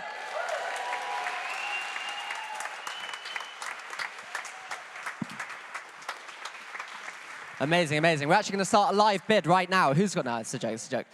But please support the amazing Schumacher College. On that note, we're going to stay there. We're going to stay with Devon, with Schumacher. We have the amazing Ruth Potts, who's head of regenerative economics at Schumacher.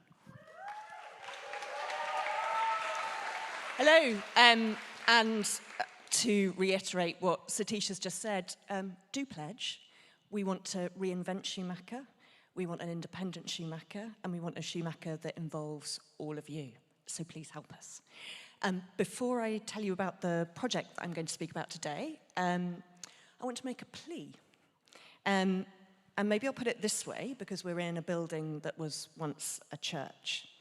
So the American cultural theorist Barbara Ehrenreich wrote a book called Dancing in the Streets, A History of Collective Joy. And in it, she made the point that in the early church, people would be dancing and singing in the aisles. And that gets a bit worrying for those in authority, because it's a bit out of control and it might spill over.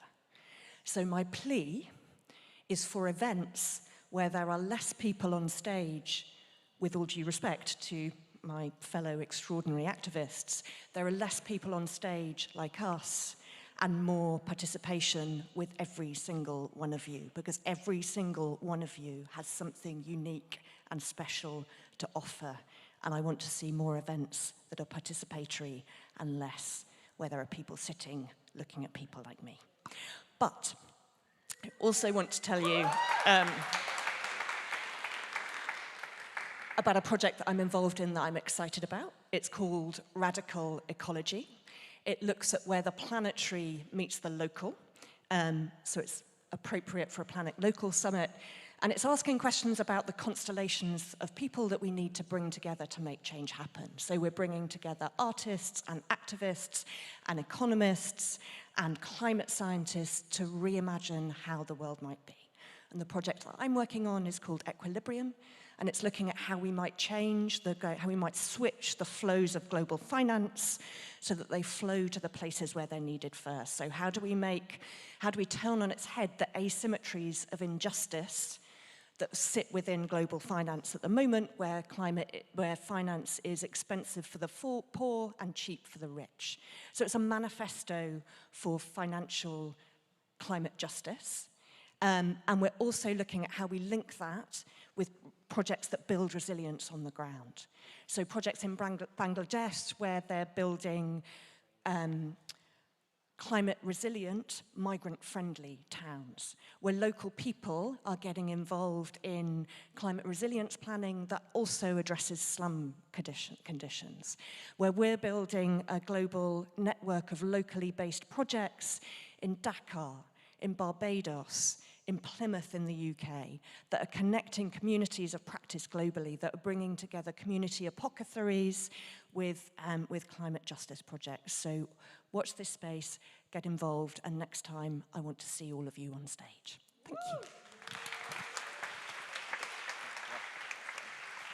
Amazing. Okay, next we're going to go to Juan Del Rio, who is the co-director of Ecolis. He's the co-founder of Transition Spain, and perhaps unsurprisingly, he's from Spain. Over to you. Thank you. Good evening. Hi to everyone. Today I was thinking what to talk about, because I could talk about many things, and we have only 3 minutes, maybe. So I was thinking maybe I could talk about the food co-op I've been working with for 10 years and how that food co-op was supporting people in the community through the COVID. For example, when my daughter was born, and thanks to the food co-op, I was receiving food at home, but no. Then I thought, maybe I could talk about the housing co-op for 20 families that we are right now trying to rebuild an old factory, the transition factory, but no. Then I thought maybe I could talk about how I was pioneering with more people transition in Spain, or also about Ecolis, but no. Tomorrow I will be talking a little bit about that. There's a session about movement building at midday, more or less, so if you're interested, please join there. Instead, I'm going to talk for the next minute or 2 minutes about a project that what it wants is to make visible invisible stories. This is a documentary, this is a film called Alternativas, Building Possible Futures. We have been talking a lot about narratives of possibility, narratives of change, and the need in these days about make that visible. So, well, in the years that I've been trying to promote community-led initiatives and projects, for me it has been, on the one hand, very clear that these projects are happening all over. These changes happening right now around us, but at the same time, most of us, we feel lonely. We feel that maybe we don't know that other things are happening around, and we need examples and inspiration. So, well, in 2015, in a celebration, we have been also talking about the need of celebrations a lot. So in a celebration where I live, in Cardedeu, close to Barcelona, by the way, I didn't say that, we were together, 2 different transition initiatives. We were about 60 people. And I mentioned in the table, having a coffee, hey, what about trying to film what we are doing? And at that moment, I couldn't imagine that the result of that was an almost 2 hours film where more than 500 people have participated and contributed. The film has been launched this year in spring. Right now, we're starting to do subtitles in different languages, right now in German, in French, in Italian, in Portuguese, in Spanish, in English, of course. And what I would like to share with you is that because we are now starting to promote this film, I really would like that all of you can watch this film. There are examples on energy, examples on transport. Some of you have watched it, by the way. I see Jason and a few others. And in a few days, we will be in Italy, just traveling and doing a small tour in Italy with the film. There are examples of community living, examples of transition initiatives or regeneration. Daniel Val, for example, and Rob Hopkins that will be here tomorrow also. They are part of the movie. And yeah, I would like you to watch it. I'm going to just let you know the website. Yeah, the website is alternativasdocumental.info. So alternativasdocumental.info. Also, if you look in the partner events of the Planet Local Summit, we did an online screening, so there's also some information there about the movie. And I like also, I don't know, the people from the organization of the Planet Local. Maybe at some point at the end, I don't know, it could be shared, the information of this and the rest of the projects through the mailing list. I think that could be very, very interesting too. So that's it. See you tomorrow. Thank you. Thank you so much, Juan. Okay, our next speaker is called Keri Hopeward. I love the fact that she has hope in her second name. She's the founder of a regenerative educational consultancy, research and educational consultancy. She's come all the way from Australia. Oh, it's called Dream Awake, which I also love the name of. She's come all the way from Australia, so please give her a warm welcome. Hi, everyone. It's great to be here. I'm Keri Hopeward, all the way from the beautiful lands of the Kaurna and Paramung people in the Adelaide Hills in South Australia. And it's important to always acknowledge the role that First Nations people have played in living lightly locally since time immemorial. I wasn't always known as Keri Hopeward. I actually had a different last name when I worked at Central Queensland University on the permaculture program. But I got married in 2020, of all times to get married, during a pandemic and in the wake of the Black Summer bushfires that we heard Nathalie speak about earlier today. And so my husband James over there and I decided that we would both change our names by adding hope to his, which was Ward, because that's the direction that we wanted to head in, Hopeward. And because we need hope right now. And it's not the kind of hope that comes from denial or burying your head in the sand, or from delusion, pretending that technology is going to save us and we don't have to change anything, or even the kind of hope that comes from despair, but the kind of hope that comes from doing something about it, or, I mean, indeed, sometimes doing nothing is the best thing. I'm sure it would resonate with many people in the room right now to acknowledge that rest itself is revolutionary as well. But what I'm talking about is what Joanna Macy calls active hope, and that's what Living Lightly Locally, our program, is all about. So Living Lightly Locally is a 12-month free adult research and education program. You can read all about it at livinglightly.locally.com.au. It's our website. And it starts, importantly, with a collective vision for change. And then we introduce our participants to a different topic each month over the course of 12 months, using resources we've created, including a series of videos featuring local legends, some of whom you might have heard of, like Helena Norberg-Hodge, Damon Gamo, but also featuring a whole host of really inspirational local initiatives. And then we encourage our participants to set and share goals to help bring that collective vision to life. Our first vision for change that we created out of this has been published in a textbook that's gone out to 6,000 students across Australia, which is a great outcome. And the first pilot was nominated in the South Australian Premier's Climate Change Awards as a research project. And it's had some fantastic outcomes for participants, from the individual and household level, making changes like selling their cars, all the way up to the community and systems change level, whether that's setting up a local collection point for hard-to-recycle items, or getting involved in community climate conversations, joining community groups that are planting trees to help restore local biodiversity, or campaigning for policy change to create more resilient and regenerative local regions. So I want to say thanks to our research team at the University of South Australia, who we'll be working with also to study the stories of change of our participants over time, so we can identify barriers and enablers to change, and also look at some of the unanticipated flow-on effects, both positive or negative, and help campaign for policy change to build more resilient and regenerative regions. I need to acknowledge the funding we've received from the Australian government, but also to thank our founding partners, Green Adelaide, Hills and Fleurieu Landscape Board, Australian Red Cross Climate Ready Communities Program, Mount Barker District Council and City of Burnside Council. But most of all, I want to send a heartfelt thanks to our participants, our Living Lightly locals, if you're watching, but also to all of you here and all of you watching and around the world who are working to build more resilient and regenerative futures for all of us. Thank you. Thank you so much. Okay, cool. We are moving on to our second to last speaker, Lars Veraart. I hope I'm saying your second name right. Yeah. He is an agroecological grower. He's the founder of ALPA, which promotes access to land for new agroecological growers. A bit of a tongue twister, that. In Romania. I'm going to stop speaking. I'm going to pass it over to him.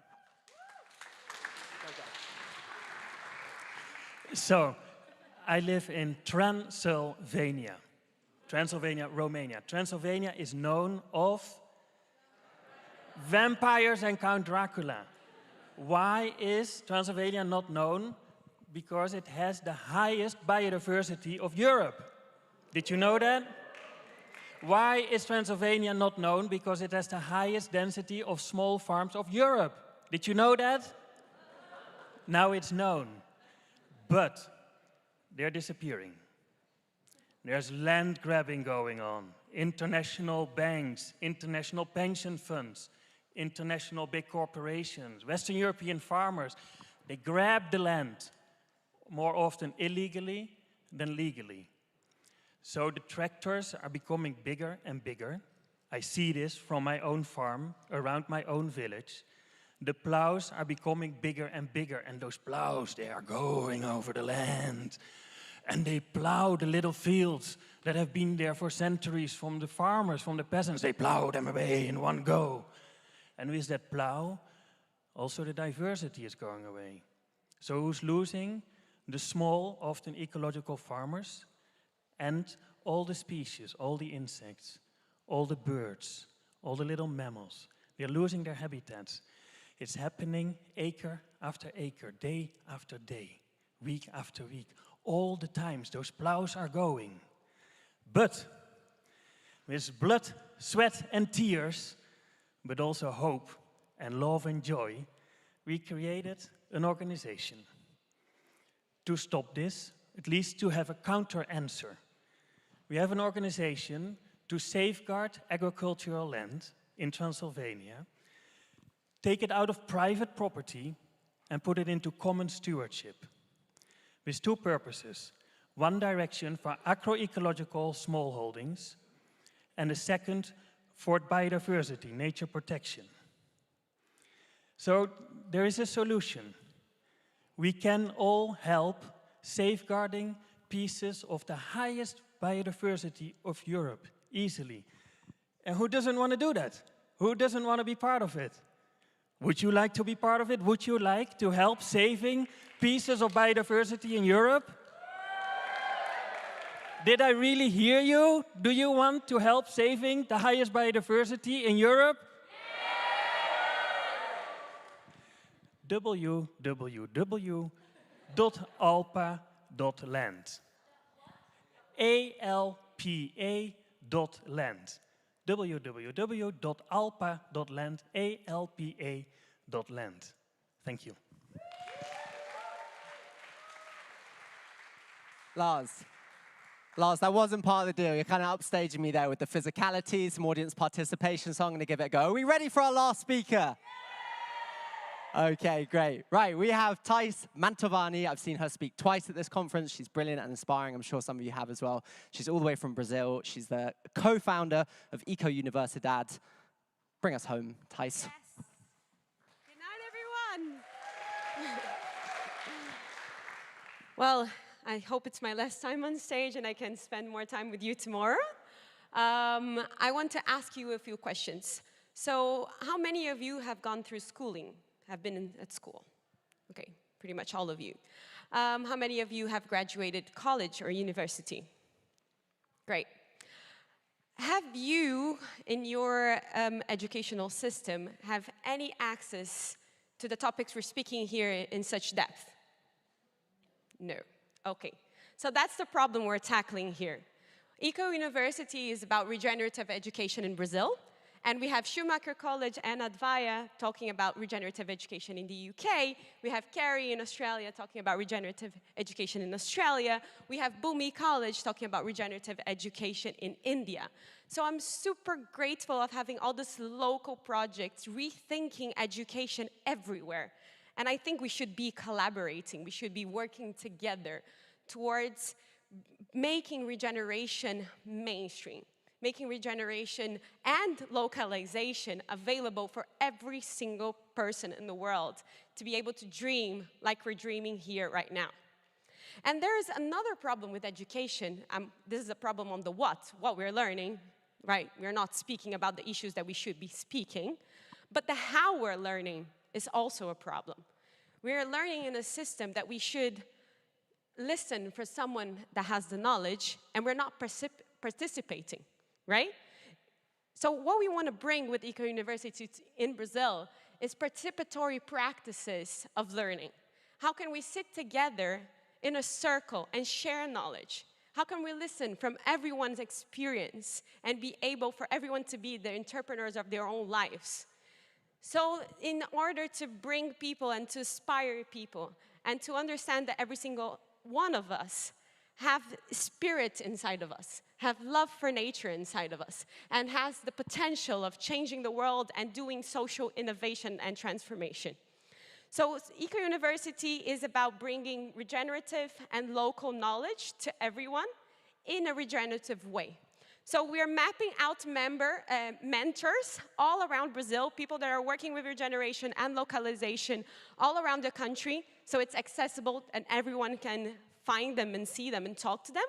And also projects, communities that are locally promoting bioconstruction, agroforestry, biomimicry, new economies, so that this is accessible for everyone. And what we are working on now, hopefully, together with Earthrise, Jack and Alice here, we're mapping out methodologies of decolonial education. So how education and learning spaces can be truly indigenous, truly connected to land, to community, in a human scale, and not in this modern way that we are supposed to listen and be assessed, but how can we participate and share our knowledge within communities, between cultures, in an equitable way. So next year, I'm going to be traveling throughout Brazil, visiting 22 indigenous communities and researching about decolonial education, how indigenous communities that are connected to land learn and share experiences, so that we can learn a different way of learning, a way that we can truly be connected to land and nature, which we have forgotten, but there are still people that can remember us, right? Can inspire us to see education and learning processes in a different way. So I invite all of you that are interested in decolonial education, decolonial learning, and regenerative and local topics and studies to come and talk to us and collaborate and be this global movement around how can we educate ourselves to be, as Helena says, big picture activists. Thank you so much. Good night, everyone. See you tomorrow. Amazing. Thank you so much, Thijs. That brings us to the end of our rapid-fire presentations. I hope you've taken something away from it. I certainly have, if nothing else, a collaboration, which I'm really excited about. If you weren't already convinced by the power of localization, which I find it hard to believe, hopefully you now are. Can we have one final round of applause for all of our participants who are sat here on the end of the stage?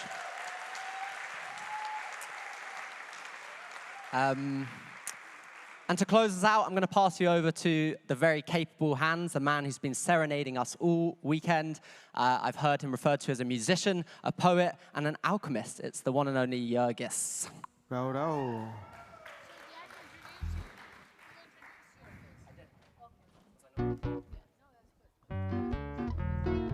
All right, okay.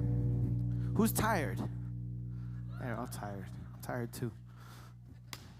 We can change that. Who's in the mood for music?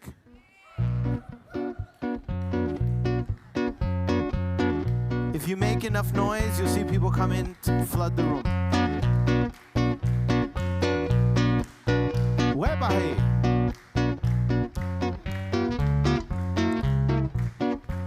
All hands on deck. Have we got emotion in the room? What's the emotion? Yeah, very nice. All right. Usually when we do these kinds of sessions, there will be a lot of preparation, but we only have about 10-15 minutes.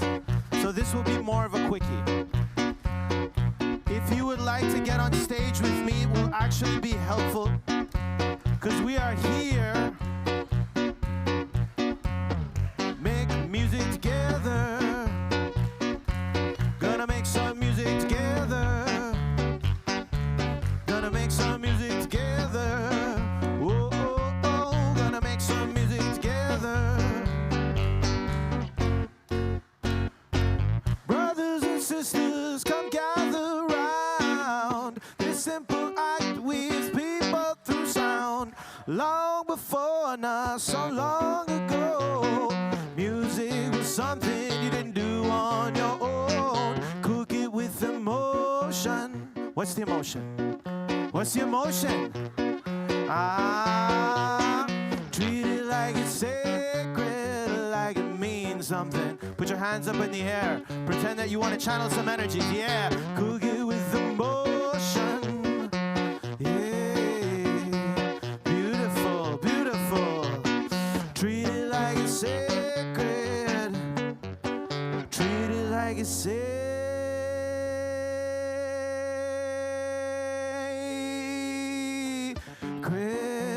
Hey, oh.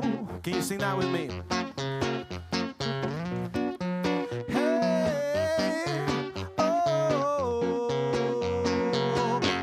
some music together, gonna make some music together, make some music together, gonna make some music together. Da, taka, taka, taka, ta. All right. Basically what we're gonna do right now is called a flux. A flux is an elevated state of co-created flow. First precondition of flux is connection.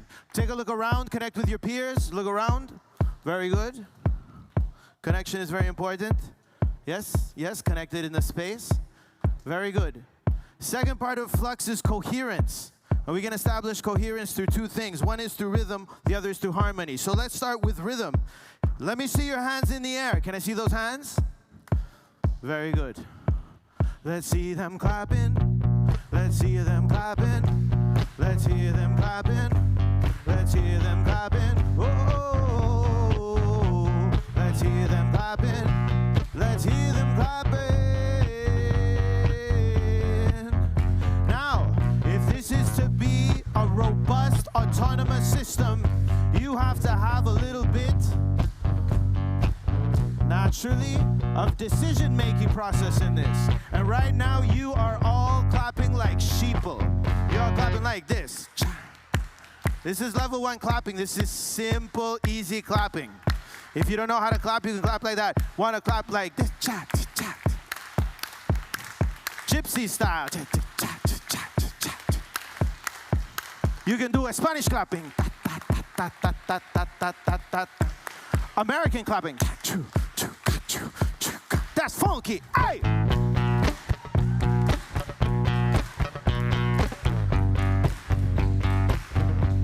Very, very, very nice. Rapper, hey! Let's hear them clapping. You may have heard that real wealth comes through diversity. Multicultural, diverse beliefs and cosmology. Mix it up, mix it up, mix it up. All right.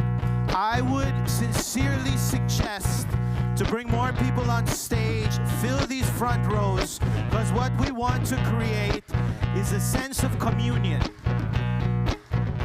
If we are not here to enjoy each other's presence, well, we may as well be online. Is that right? So let me invite you all to come closer. Just a little bit closer, closer. Just a little bit closer, closer. Just a little bit closer, closer. Just a little bit closer, closer. Just a little bit closer, closer. Just a little bit closer, closer. Just a little bit closer, closer. A circle right here. A circle right now. We're making a circle right here. A circle right now. A circle right here. A circle right now. A circle right here. A circle right now. What about hey?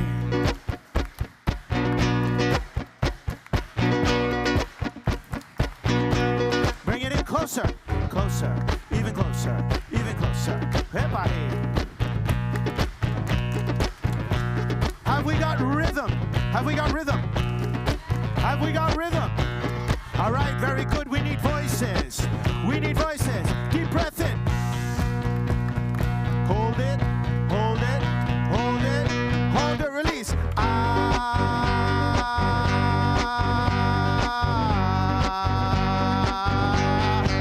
Deep breath in. Eyes good.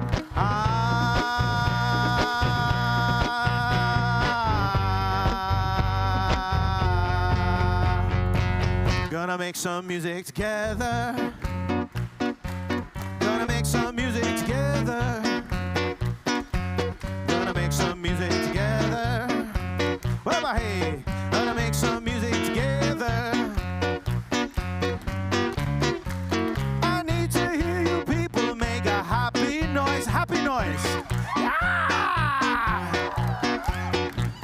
I'd love to hear you people make a happy noise. I'd love to hear you people make a sensual noise. Sensual noise. Very good. In any space where